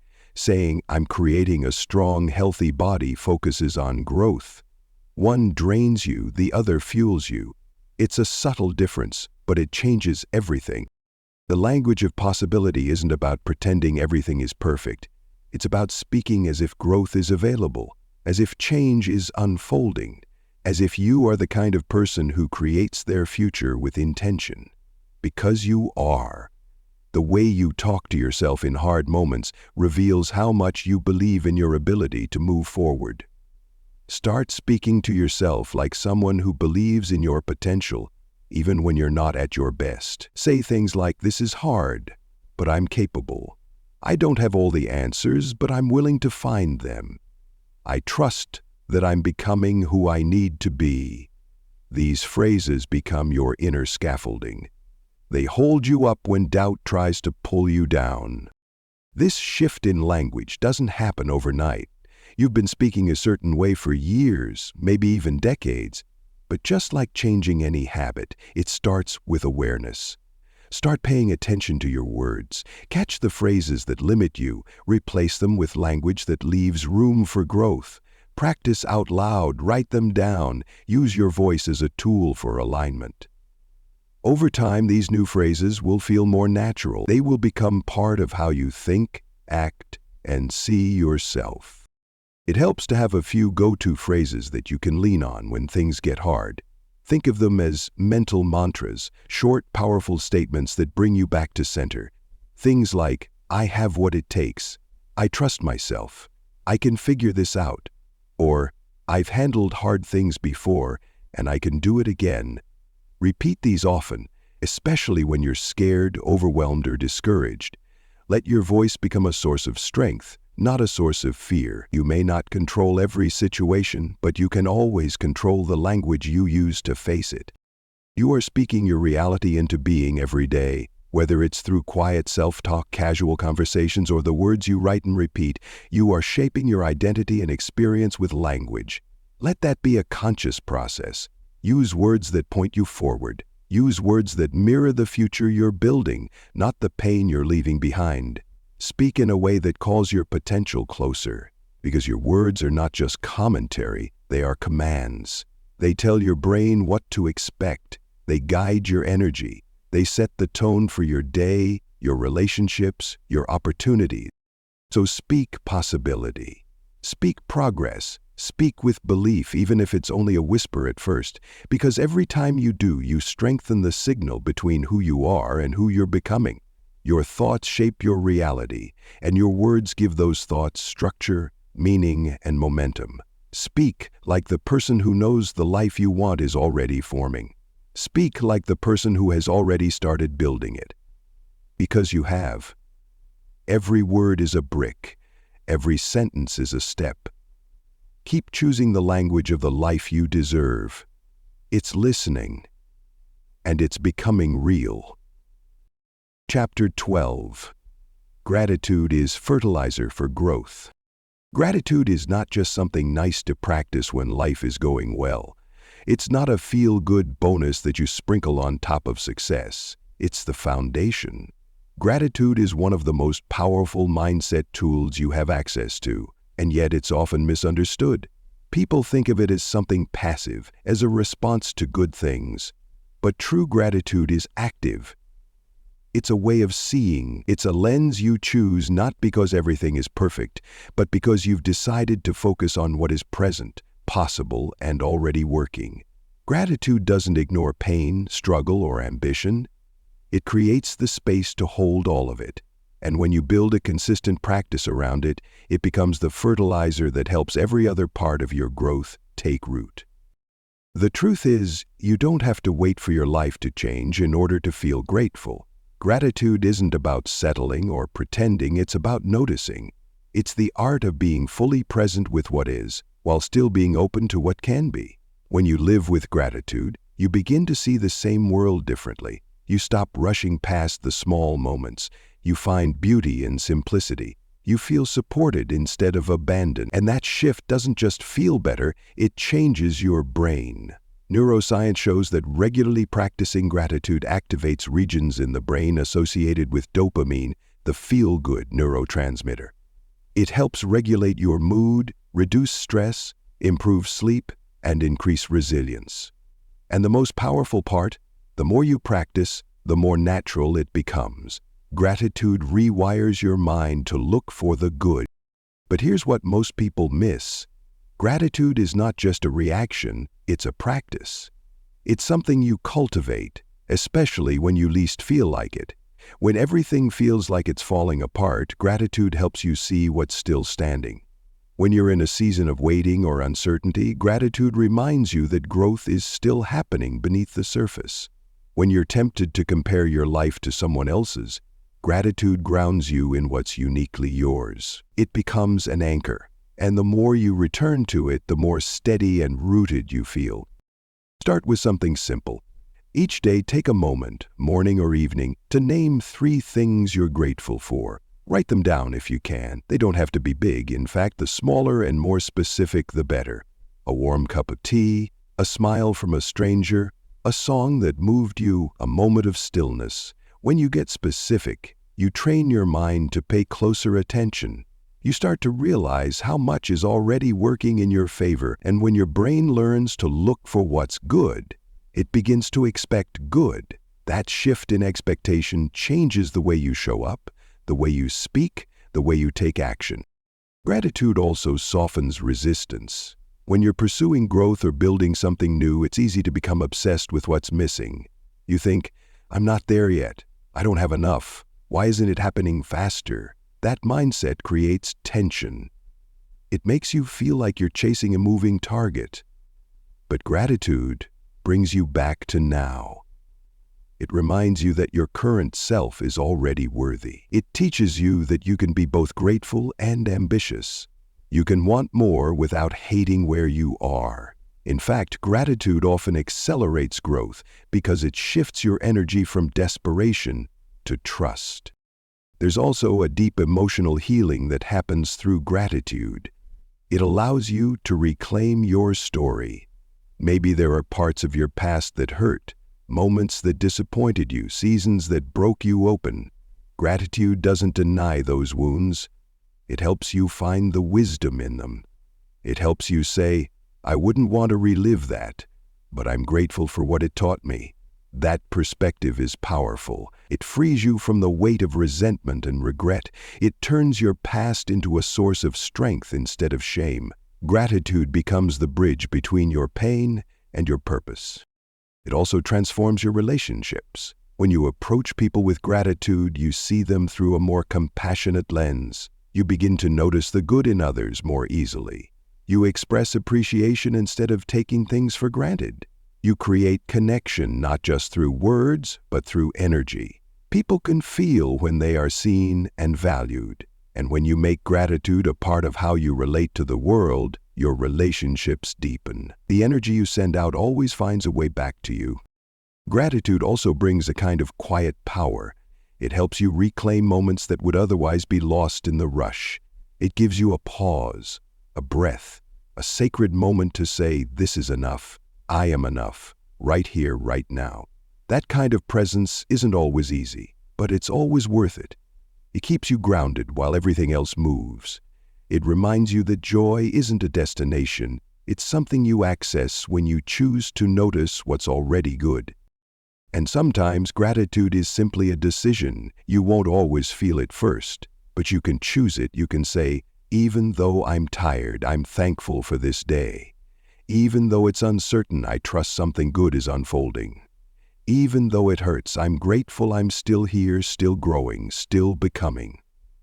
That decision might not change your circumstances immediately, but it changes your relationship to them. It gives you a sense of power in the middle of what feels powerless. And that's where momentum is born. Not from forcing, but from seeing clearly and choosing your response. If there's one thing to take from this, it's that gratitude is a practice that changes everything. It doesn't erase pain or replace action, but it becomes the foundation for how you move through life. It's what allows you to keep going without becoming bitter, to dream without becoming desperate, to love without becoming afraid, and to live with your eyes open to the blessings that have always been there, waiting for your attention. Your thoughts shape your reality, and gratitude shapes your thoughts. It helps you stay rooted in what's real, what's beautiful, what's possible. When you practice gratitude, you build a mindset that sees with clarity, acts with integrity, and creates with joy. You stop chasing the future and start appreciating the present. And from that energy, you begin to attract more of what you're already grateful for, not because life owes you something, but because you've opened your heart to receive it. So start today. Look around, breathe in. Say thank you not just out of habit, but out of awareness.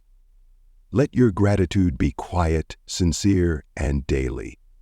Let it feed your thoughts, your words, your actions. Let it become the soil in which everything else can grow. Because a grateful mind is a powerful mind, and the more you practice it, the more you realize that the dream life you're chasing is already unfolding, one thankful breath at a time. Chapter 13. When life feels hard, staying grounded through storms. There will be days when the light feels dim, when the ground beneath your feet feels unsteady, when the momentum you've worked so hard to build feels like it's slipping through your hands. No matter how positive your mindset is, no matter how strong your intentions are, life will challenge you. That's not failure, it's life doing what it does. Sometimes it tests you, not to break you, but to build you. It throws storms your way, not because you're weak, but because it knows there's more strength in you than you've discovered. And the truth is, staying grounded during these storms isn't about avoiding pain or pretending everything is fine. It's about finding your anchor within the chaos. It's about holding on to your peace, even when everything around you is shaking. Because you're not just here to thrive on sunny days, you're here to become the kind of person who can still stand tall in the rain. It's easy to be hopeful when everything's going right, when you're seeing progress, when doors are opening, when the world seems to agree with your direction. That's when belief feels effortless. But real growth happens when you choose hope in the absence of visible evidence, when you keep moving even though the results aren't immediate, when you speak life into your future even while your present feels heavy. That kind of strength doesn't come from pretending, it comes from learning how to sit with discomfort without letting it define you. It comes from reminding yourself, even on your hardest days, that everything is temporary and you've made it through hard things before. Your thoughts still shape your reality, especially when reality feels heavy. That doesn't mean you have to force positive thinking.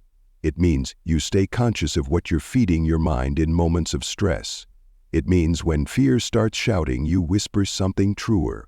When doubt rises, you meet it with a steady voice that says, "I can handle this. I am grounded. This moment will pass." The storms don't last forever, but the way you think during them often lingers. So protect your inner world during chaos.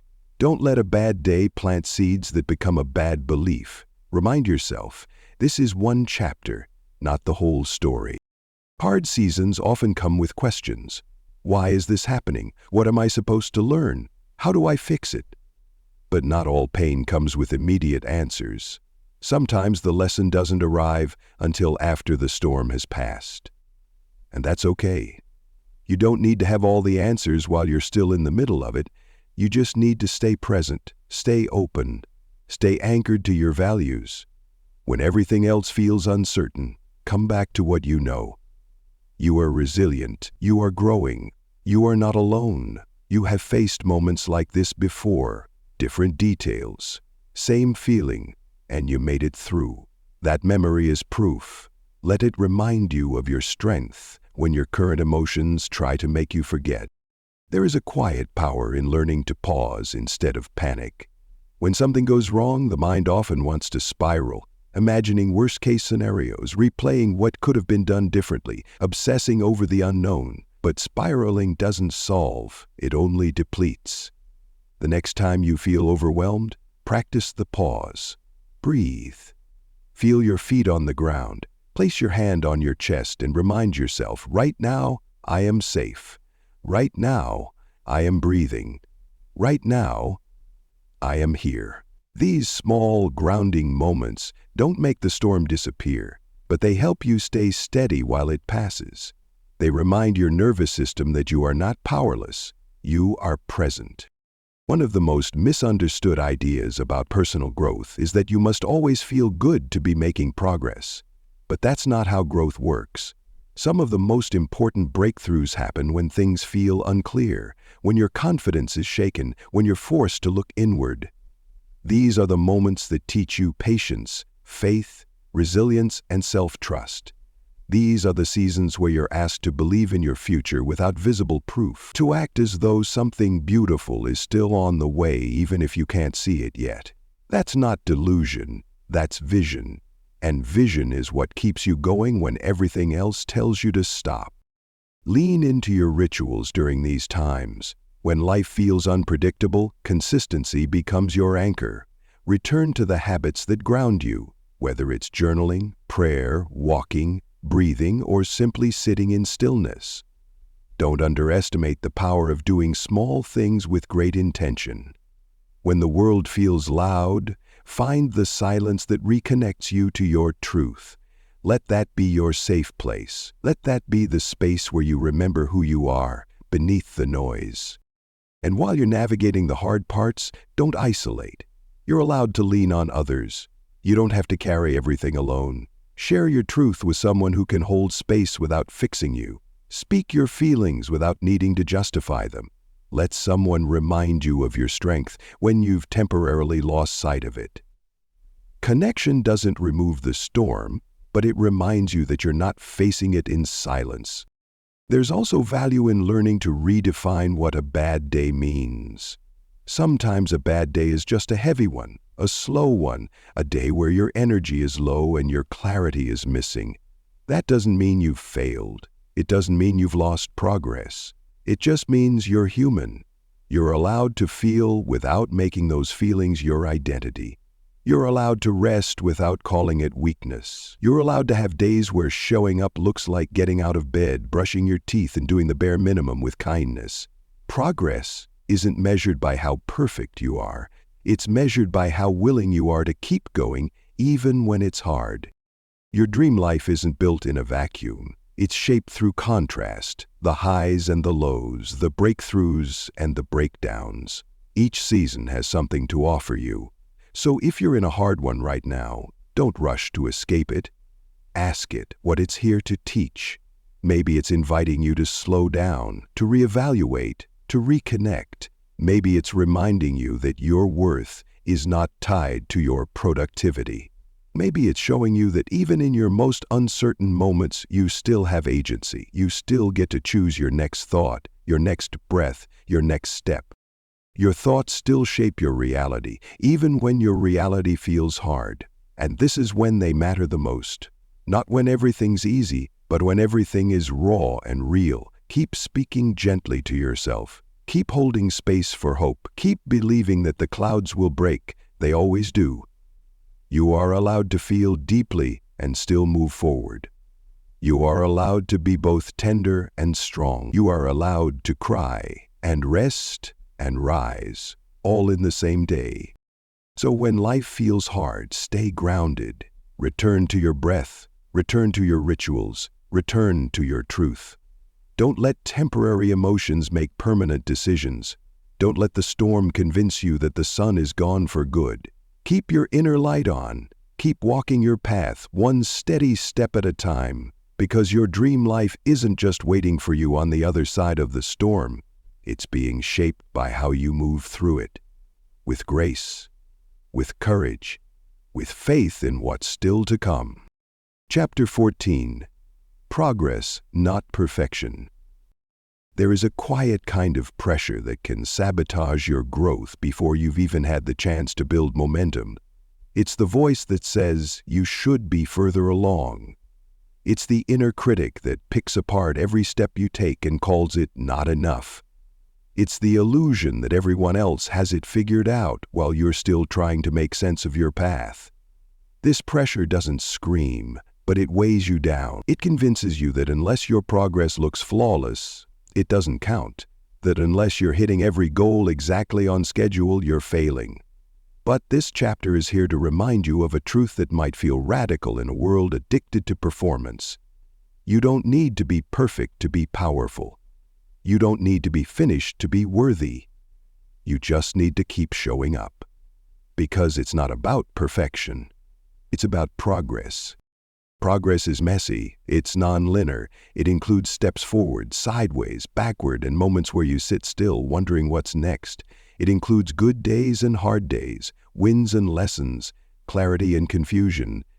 And that's how it's supposed to be. The journey toward your dream life isn't a straight line, it's a spiral. You loop back to old lessons with new awareness. You revisit fears with more resilience. You heal in layers. You rise in stages. Expecting a perfect path is a setup for disappointment. But when you shift your focus to progress, you start seeing growth everywhere. In your thoughts, in your reactions, in the way you speak to yourself. You realize that, even on the days when nothing big happens, something important is still unfolding. The obsession with perfection often comes from fear. Fear of judgment, of failure, of not being enough. If everything is perfect, maybe you won't be criticized. If everything is flawless, maybe you'll finally be accepted. But perfection is not protection. It's a prison. It keeps you from starting. It keeps you from trying. It keeps you stuck in planning instead of living.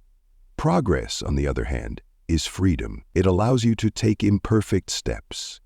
It allows you to learn through doing. It allows you to evolve in real time, not in theory.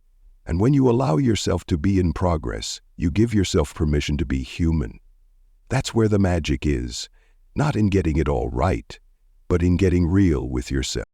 There's a reason people get stuck in self-help loops. They read all the books, listen to all the podcasts, attend all the seminars, and still feel paralyzed because they're waiting to become perfect before they act.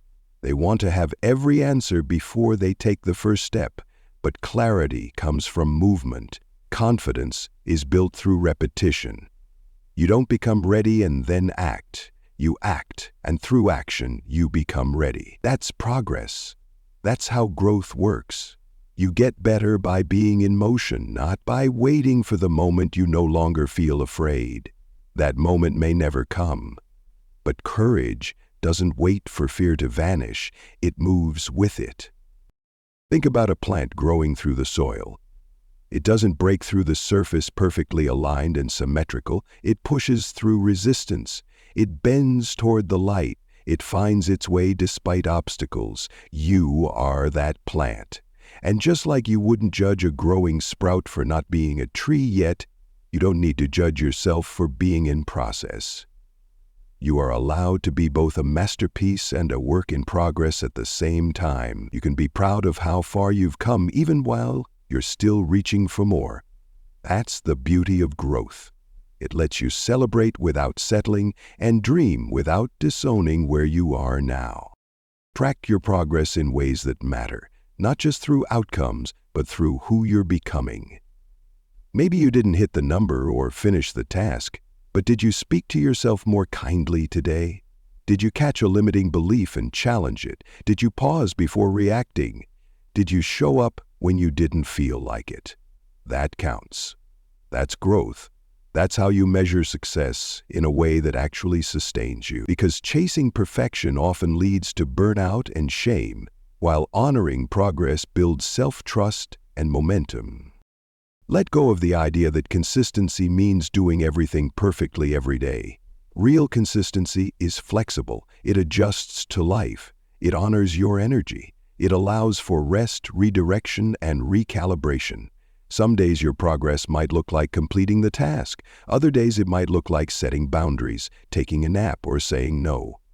The goal is not to be perfect. It's to stay in relationship with your growth, to stay aware, to stay intentional. That's what keeps you moving forward without the weight of unrealistic expectations. When you embrace progress over perfection, you become more present. You stop chasing some ideal future version of yourself and start honoring who you are right now. You realize that the version of you who's learning, trying, stumbling, and still showing up is not a placeholder. This version is valuable. This version deserves compassion, encouragement, and credit. Don't withhold your own approval waiting for some future milestone. Celebrate the version of you that's doing the work today. That's the one who matters most. Perfection tells you you're never enough. Progress tells you every step counts. Perfection shames your mistakes. Progress learns from them. Perfection makes you afraid to start. Progress reminds you that starting is where everything begins. You get to choose which voice you follow, and every time you choose progress, you reclaim your power. You shift your focus from what's missing to what's unfolding, from what's wrong to what's working, from fear to faith. The truth is, no one's life is perfect. No one is doing it all flawlessly. What separates those who grow from those who stay stuck isn't talent or luck or timing. It's the willingness to keep going, to take the next step, to show up for the process again and again without needing it to look perfect. You are allowed to evolve out loud. You are allowed to change your mind, make mistakes, and adjust your course. You are allowed to grow visibly, messily, and honestly. That's not weakness, it's courage. Your thoughts shape your reality, and when those thoughts give you room to grow instead of demanding perfection, your whole life expands. You move from pressure to possibility. You find joy in the journey instead of waiting to feel worthy at the destination. So, release the weight of perfection, let it go, replace it with progress. Let every small step be enough for today. Let every stumble be part of the rhythm. Let every effort count. Because it does. And so do you. Keep going. You're doing better than you think. Chapter 15. Acting as if. Becoming who you want to be.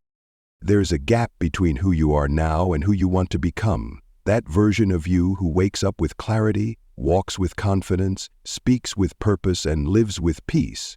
It might feel like a future you, a distant dream, a version that only exists after the stars align. But what if the fastest way to become that person isn't waiting for the right moment, but choosing to act as if you already are? Not pretending, not faking, but aligning your actions, your energy, and your mindset with the version of you that you're stepping into. This is the power of acting as if. It's not about being dishonest or ignoring where you are. It's about claiming your future self now, through your choices, your language, your posture, and your presence. Most people live according to their past. They let old mistakes, outdated labels, and past experiences define who they believe they are. They repeat patterns because they think, this is just who I am. But your identity isn't fixed. It's fluid. You're shaping it every single day with your thoughts, your habits, your decisions. And one of the most effective ways to speed up change is to start behaving like the person you want to become. Not someday, today. That doesn't mean overhauling everything. It means asking yourself in each moment, what would the future version of me do right now? Then doing your best to align with that answer. If you want to become more confident, you don't wait until the fear disappears. You speak up, even with your voice shaking. You walk into the room even when your heart races. You hold your head higher, breathe deeper, and remind yourself that confidence is built through action. If you want to become more disciplined, you don't wait for motivation to strike. You show up on the days you don't feel like it. You follow through on small promises. You become someone who finishes what they start. If you want to become more peaceful, you don't wait for the world to calm down. You create peace in your thoughts, in your breath, in your responses. You act as if peace is already available to you, because it is. Acting as if isn't about perfection. It's about intentional alignment. It's about stepping into the energy of your future self and letting that energy guide your choices. You might still feel afraid. You might still hear doubt. That's okay. You're not trying to erase those feelings. You're just choosing not to let them lead. You're building a new default by rehearsing your next level in the present. And the more you do this, the more natural it becomes. The more you normalize the new version of you, the more it becomes who you are. Your brain responds powerfully to identity. When you start seeing yourself differently, you start showing up differently. And it works both ways. If you keep acting like the old you, making decisions from fear, shrinking your voice, avoiding challenge, your brain will believe that's who you are. But if you start behaving like someone who trusts themselves, who makes bold moves, who follows through, you send your brain a new message. It starts wiring new patterns. It starts expecting different results. And when your mind shifts, your reality shifts too. Visualizing your future self helps with this. Take time to imagine them in detail. Where do they live? How do they carry themselves? What habits do they have? How do they speak? What do they tolerate? And what do they no longer accept? Then begin borrowing from that vision. Bring pieces of it into your present life. If your future self values health, maybe you start making one nourishing choice each day. If they have strong boundaries, maybe you begin saying no to what drains you. If they're financially empowered, maybe you start managing your money with more intention. These small decisions are not symbolic. They are structural. They build the bridge between where you are and where you want to be. It's important to start where you are. You don't need to have everything figured out. You just need to start showing up differently in the areas you can control. Maybe you don't feel like a leader yet, but you can start speaking like one. Maybe you don't feel like a creator yet, but you can start creating. Maybe you don't feel confident, but you can dress in a way that makes you feel strong. These aren't surface changes, they're signals to your sub. They say, this is who I am now, and your mind will begin to align with that identity the more you reinforce it. One of the easiest ways to begin acting as if is through language. Catch the way you talk about yourself. Instead of saying, I'm trying to be more organized, say, I'm someone who's becoming more intentional with my time. Instead of saying, I'm not good with people, say, I'm learning how to connect with confidence. These subtle shifts matter. They shape your identity. They shape how others perceive you. But most importantly, they shape how you perceive you. And that perception is the foundation of every decision you make. Acting as if also involves your environment. Surround yourself with reminders of who you're becoming. Read the kind of books that version of you would read. Follow people who inspire that energy. Declutter what feels heavy. Create physical spaces that feel supportive. Your surroundings speak to your identity, too. When you step into an environment that matches your next level, you start rising to meet it. And it doesn't need to be grand. Even lighting a candle at your desk, writing a mantra on your mirror, or keeping your space clean can shift your energy. It's not about the size of the change, it's about the energy behind it. This isn't about faking it, it's about leading with the version of you that already exists inside. Even if she or he or they have been buried under years of fear or programming, acting as if is about giving that version of you the microphone, letting them make more of the decisions, trusting that they're ready to lead. The old you will want to pull you back. You'll hear the familiar voices of doubt. That's normal. But each time you act as if you're already becoming, you're turning down the volume on the old and turning up the truth. You don't become the next version of yourself in one leap. You become them choice by choice, moment by moment, through quiet acts of alignment. So ask yourself often, how would my future self handle this? What would they choose here? How would they think, speak, respond, lead? Then begin answering with your life, not someday, now. That's how transformation works. You don't wait for it, you embody it. You walk like it, you speak like it, you live like it. And before long, the gap between who you were and who you're becoming starts to close. Your thoughts shape your reality, and your actions confirm those thoughts. So act like it's possible. Act like you're already rising. Act like you're already enough. Because you are. You're not pretending. You're preparing. You're stepping into alignment with who you were always meant to be. Keep going. The version of you you're acting as, it's not just a future possibility, it's already within you, waiting for more moments to rise. Give it the space. Give it the voice. Let it lead. And watch how quickly your life begins to reflect the shift. Chapter 16. Reclaiming Your Identity.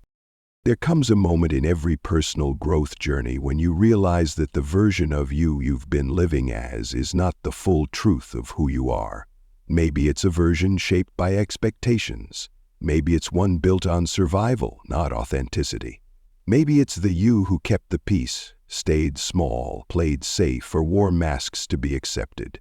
And for a while, that version served you. It protected you. It helped you get through seasons where being fully seen felt too risky. But growth demands honesty. It calls you to take off what no longer fits and step into what has always been true, even if it was buried under layers of conditioning. Reclaiming your identity is not about becoming someone new. It's about returning to who you were before the world told you who to be. Identity is powerful. It shapes what you believe you're capable of. It defines your limits, your roles, your value, and yet so much of it is absorbed rather than chosen. From a young age, you're given labels. You're told what you're good at, what you're not, what's acceptable, what's not. You internalize other people's opinions as facts.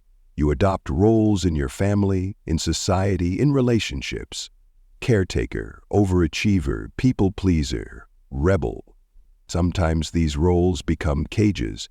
You forget that you're allowed to change. You forget that identity is not a sentence, it's a story. And stories can be rewritten.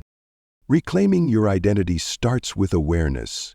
You begin by asking hard questions. Who am I when I'm not trying to prove anything? Who am I when I'm not performing for approval? Who am I when I stop trying to be who they want me to be?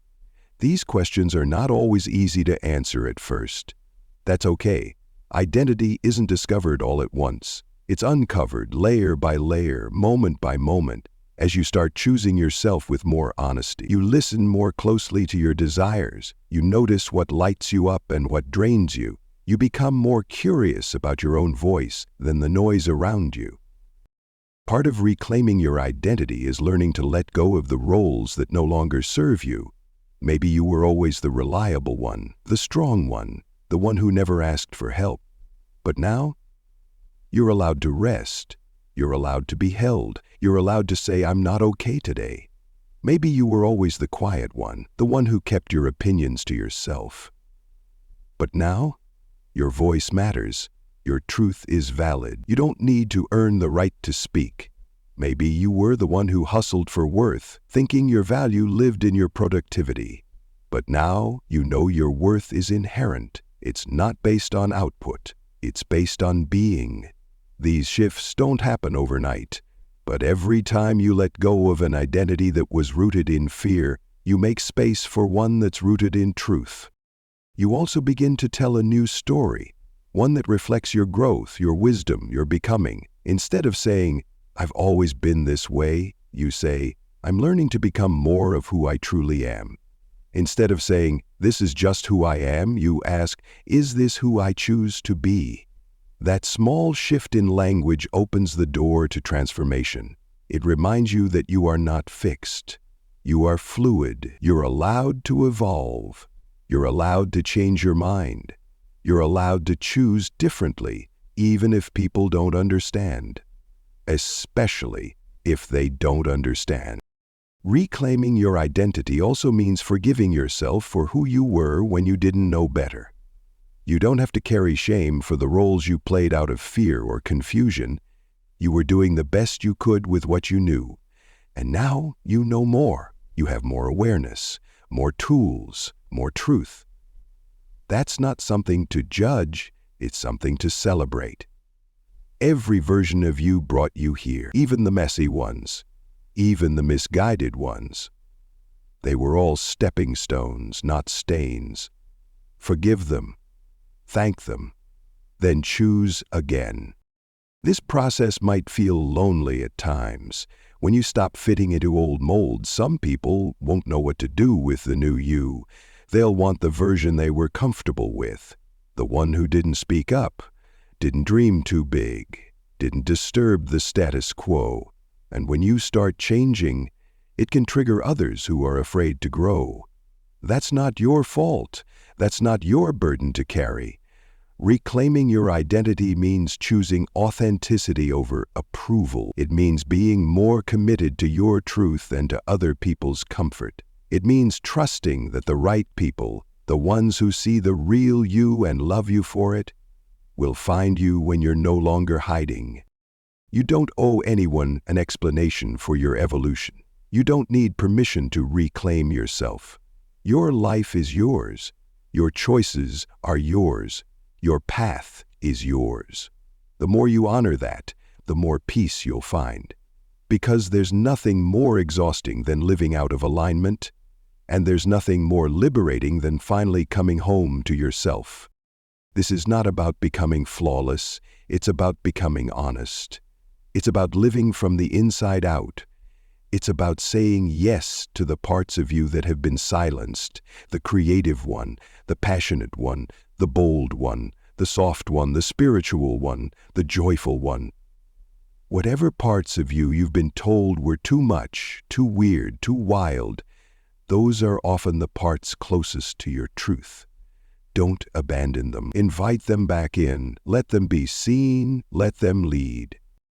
You are not your past. You are not your pain. You are not the projections others placed on you. You are something deeper, wiser, freer. You are the author of your identity.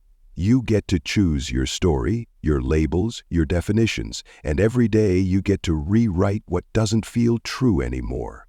You are not stuck. You are not small. You are not late. You are right on time to remember who you really are. Your thoughts shape your reality, and your identity is a reflection of those thoughts. So think thoughts that affirm your worth. Think thoughts that align with your highest self. Speak your truth, even if your voice shakes. Walk your path, even if it's unfamiliar. You don't need a map when you are your own compass. Reclaim yourself, piece by piece, choice by choice. Let every moment be a return to the truth of who you've always been. You are not lost. You are unfolding. Keep going. You're not becoming someone else. You're finally becoming you. Chapter 17. Abundance Thinking in a Scarcity World. The world is loud with messages of lack. Everywhere you turn, you're told there isn't enough. Time, money, love, success, opportunity, safety. You're told to hurry, to compete, to hoard, to cling. You're told to believe that someone else's gain is your loss, that for you to rise, someone else has to fall, that if you don't get yours now, you may never get it at all. These messages seep into your mindset quietly. They convince you to play small, to mistrust others, to doubt your own timing. This is the scarcity mindset, and it's not just personal, it's systemic. It's embedded in culture, economics, relationships, and habits. But just because it's common doesn't mean it's truth. You can think differently, you can live differently, you can choose abundance in a world that profits from your fear. Abundance is not about how much you have, it's about how you think. It's about believing that there is enough love, enough opportunity, enough creativity, enough room for you to grow. It's about trusting that what's meant for you won't miss you, and that your success does not threaten someone else's. Abundance thinking expands your world. It shifts your focus from what's missing to what's available. It invites collaboration over competition. It makes you generous with your energy, your ideas, your presence, because you trust that giving doesn't empty you, it expands you. When you're in a scarcity mindset, you grip tightly. You cling to certainty, to control, to the belief that you're always one mistake away from losing everything. You compare, you compete, you count yourself out before you begin. Scarcity makes you think small, settle early, and second-guess your worth. But abundance invites you to breathe deeper.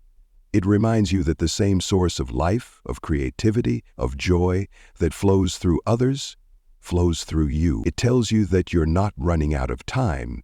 You're simply unfolding on your own schedule. It reminds you that life isn't a race, it's a rhythm. And when you align with that rhythm, you move with grace. So how do you shift from scarcity to abundance? It begins with awareness. Start paying attention to the way you think and speak. Scarcity shows up in phrases like, "I'll never have enough," "People like me don't get ahead," "There's no point in trying, if they succeed I lose." These thoughts feel familiar, but they're just mental programming. You've practiced them. You can unlearn them. You can replace them with thoughts like, "There's room for me too," "I am on my own path," "I can create opportunities," "I trust in the timing of my life." Say them, even if you don't fully believe them yet. Belief grows with repetition. Abundance thinking also shows up in how you treat others. In a scarcity mindset, you may feel jealous or threatened when someone else shines. You might think their success somehow makes you smaller. But in an abundant mindset, someone else's light doesn't dim yours. It shows you what's possible. It becomes evidence that the dream is real. When you celebrate others genuinely, you send a message to your mind and the universe that you're ready for your own breakthrough too. Support is not weakness. Generosity is not naivety. They are signs that you know there is more than enough for everyone. Money is one of the most charged areas when it comes to scarcity. You may have been taught that money is hard to earn, easy to lose, or only for a select few. But money is energy. It flows in response to value, trust, and circulation. When you fear it, you repel it. When you hoard it, you block it. But when you respect it, manage it wisely, and use it in alignment with your values, it begins to flow more freely. Start by releasing the belief that money equals worth. Your value is not measured by your bank account. And wealth is not just financial, it's emotional, spiritual, relational. Look for abundance in every form: time, love, creativity, peace, health, connection. These are currencies too, and they often multiply when you focus on them. Another key to abundance thinking is gratitude. When you're grateful for what you have, you create space to receive more. Gratitude tells your brain, "This is enough. I am enough. Life is generous." And your brain begins to look for more evidence of that. Gratitude trains your mind to notice what's present rather than what's lacking. It shifts your energy from desperation to trust, from craving to contentment, and from fear to joy. Even in tough seasons, there's always something to be thankful for: a lesson, a breath, a sunrise, a kind word, a chance to begin again. These moments are proof that abundance isn't out there somewhere. It's already here, waiting to be noticed. Living abundantly also means trusting in timing. Scarcity says it has to happen now or it won't happen at all. Abundance says, what's meant for me will come at the right time. This doesn't mean you sit back and wait. It means you keep showing up, doing the work, holding the vision, without letting anxiety drive your every move. It means you stop measuring your success against someone else's timeline. You honor your own rhythm. You celebrate your own milestones.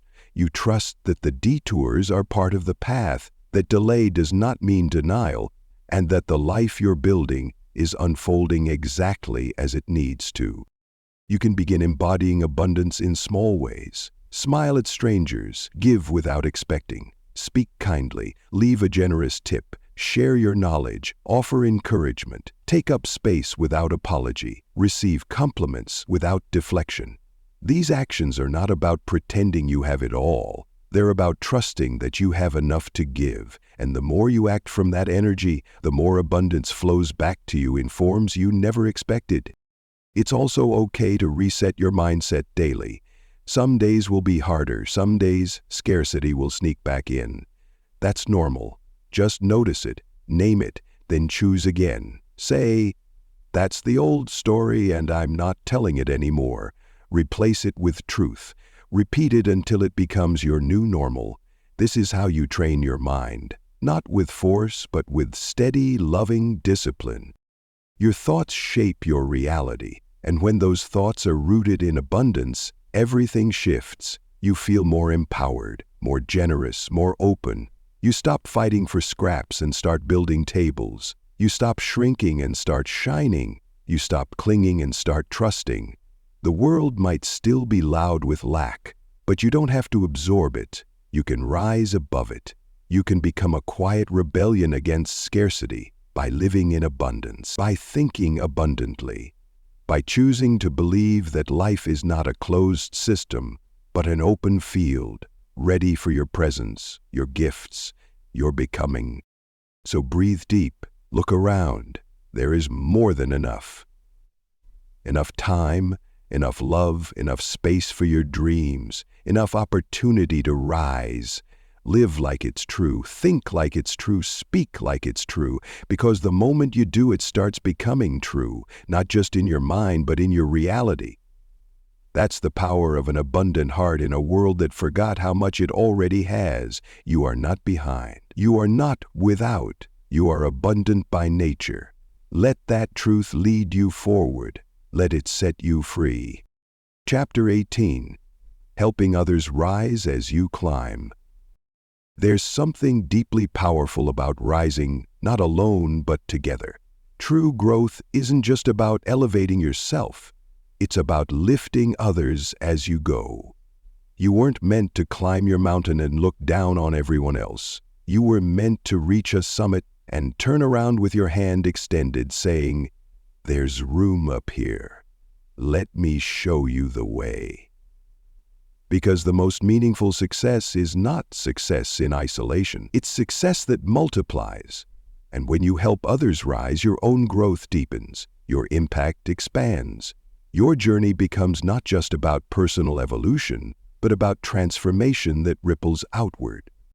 The world often pushes the idea that there's only so much to go around, that if you win, someone else has to lose, that success is a zero-sum game, that generosity makes you vulnerable.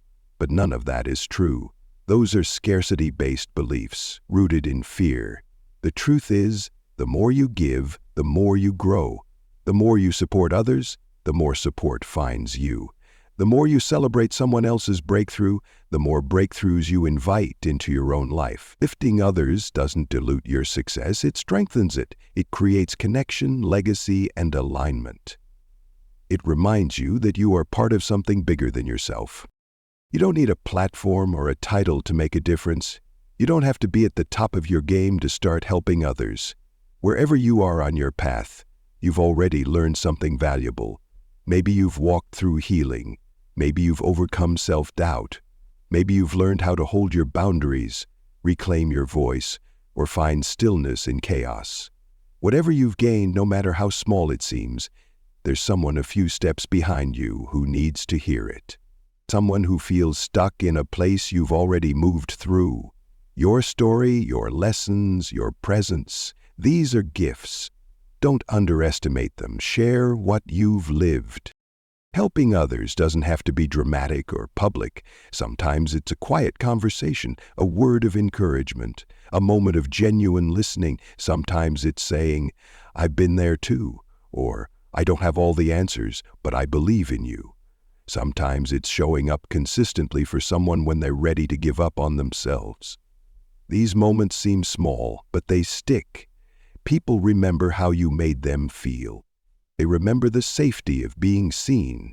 And in a world that often tells us we have to prove our worth, being the person who reminds others of their value is a rare and sacred thing. But lifting others doesn't mean losing yourself. It doesn't mean sacrificing your boundaries or draining your energy. You can help without fixing. You can guide without carrying. You can love without enabling.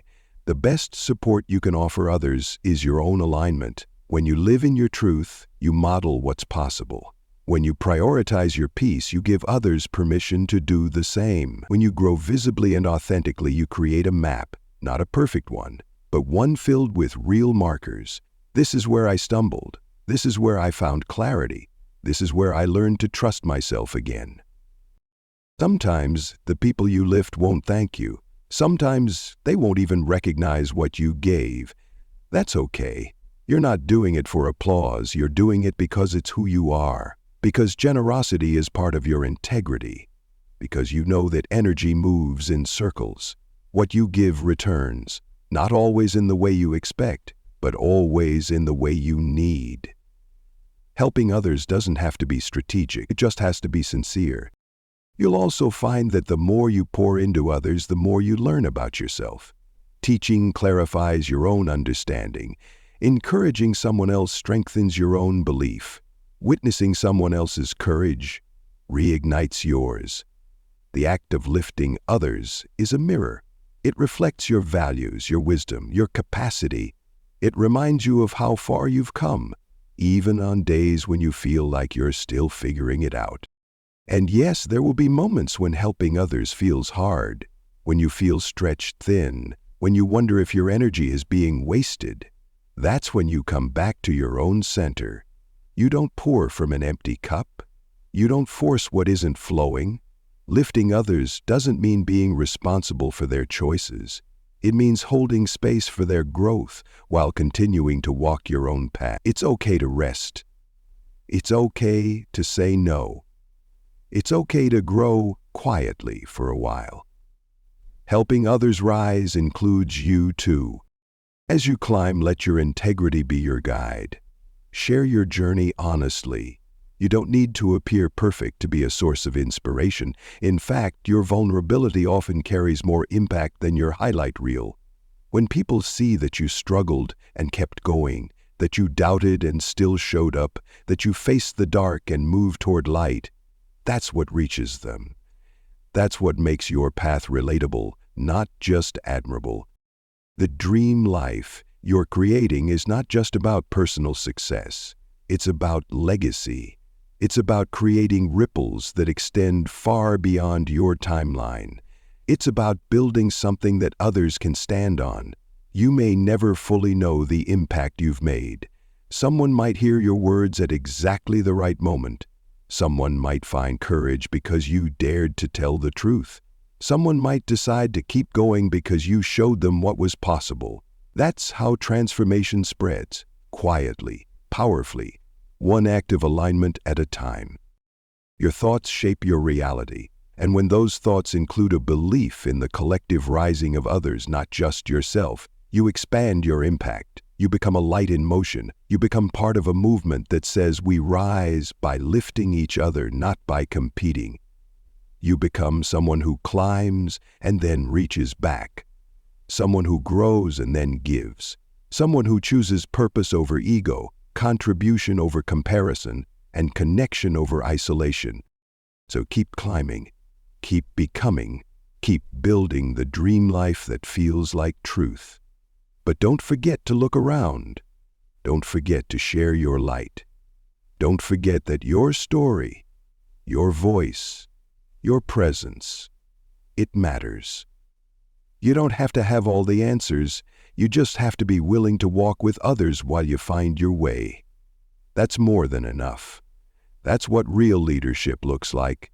And that's how the world begins to heal, one rising soul at a time, one lifted heart at a time, one generous choice at a time. Keep going. Someone is watching you rise, and they're realizing they can rise too. Chapter 19. Living the Dream Life Now. There's a tendency to place your dream life somewhere out there in the future, to see it as a distant destination, a someday that lives on the other side of more success, more money, more clarity, more confidence. You think, once you arrive at that magical place, then you'll finally feel the way you want to feel, at peace, fulfilled, free. But the truth is, if you keep chasing your dream life like it's a far-off finish line, you'll never arrive. Because the dream life isn't a place you reach. It's a way you live. It's a choice you make in how you think, how you speak, how you show up right now. It's not out there. It's already here, waiting to be claimed moment by moment. This doesn't mean you settle. It means you stop delaying your joy. You stop putting your happiness on hold until the conditions are perfect. You stop saying, "I'll feel better when," and start asking, "How can I feel better now?" Because the future is built in the present. And if you want a life of abundance, peace, and purpose later, you need to start practicing those feelings now. Not when the money shows up, not when the title is earned, not when the fear disappears. You start today with what you have exactly where you are. Living your dream life now begins with presence. It's easy to miss the beauty of your life when you're constantly focused on what's next. When your mind is racing ahead, you lose sight of the moments that are already aligned with the life you desire. The dream life isn't just big milestones, it's also small things. The way the morning light hits your face, the quiet satisfaction of following through on a promise to yourself, the joy in making something, saying something, feeling something real, the peace that comes from a clear decision, the power of knowing you're in integrity. These moments don't announce themselves, but they are everything. They are the texture of the life you're building. It's also about choosing alignment over appearance. The dream life is not always the loudest one, the most luxurious one, or the most Instagrammable one.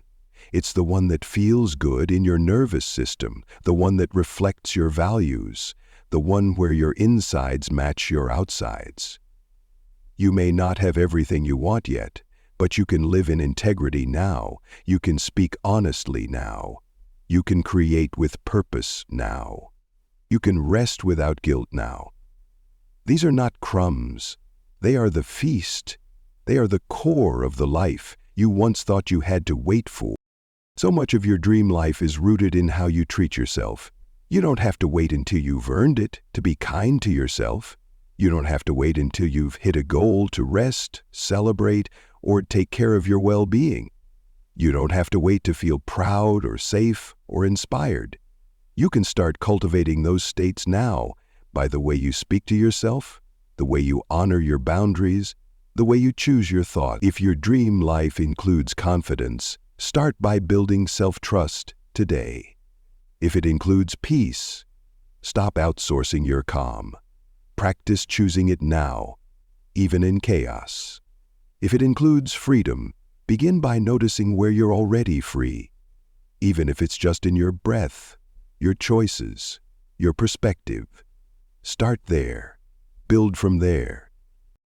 Living the dream life now also means letting go of the belief that struggle is a requirement for worth. You don't have to hustle your way into happiness. You don't have to suffer to deserve peace.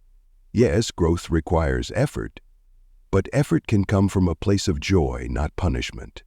You are allowed to enjoy the process. You are allowed to feel good now, not just when you've proven something.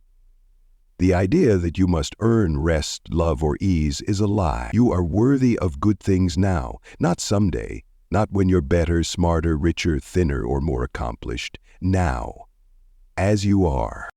Start noticing the ways you're already living parts of your dream. Maybe it's in how you hold a conversation with more confidence. Maybe it's in the discipline you've built around your time. Maybe it's in the quiet evening where you finally feel at home in your own presence. These are not small things.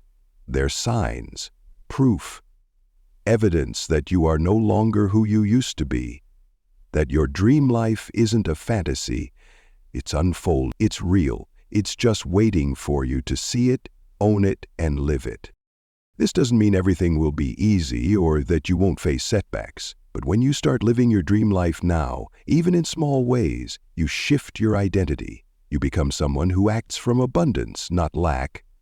Someone who trusts the process, not just the result.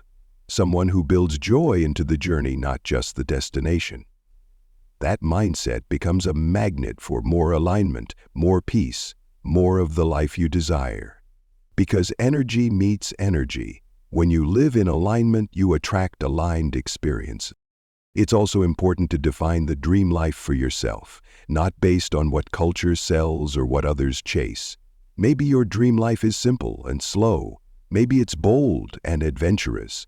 Maybe it's full of deep relationships, creative freedom, laughter, and purpose. Whatever it is, make it yours. Remove the noise, clarify your values, ask yourself what matters to you. Not in theory, but in practice. What would a day in your dream life feel like? Not just look like, feel like.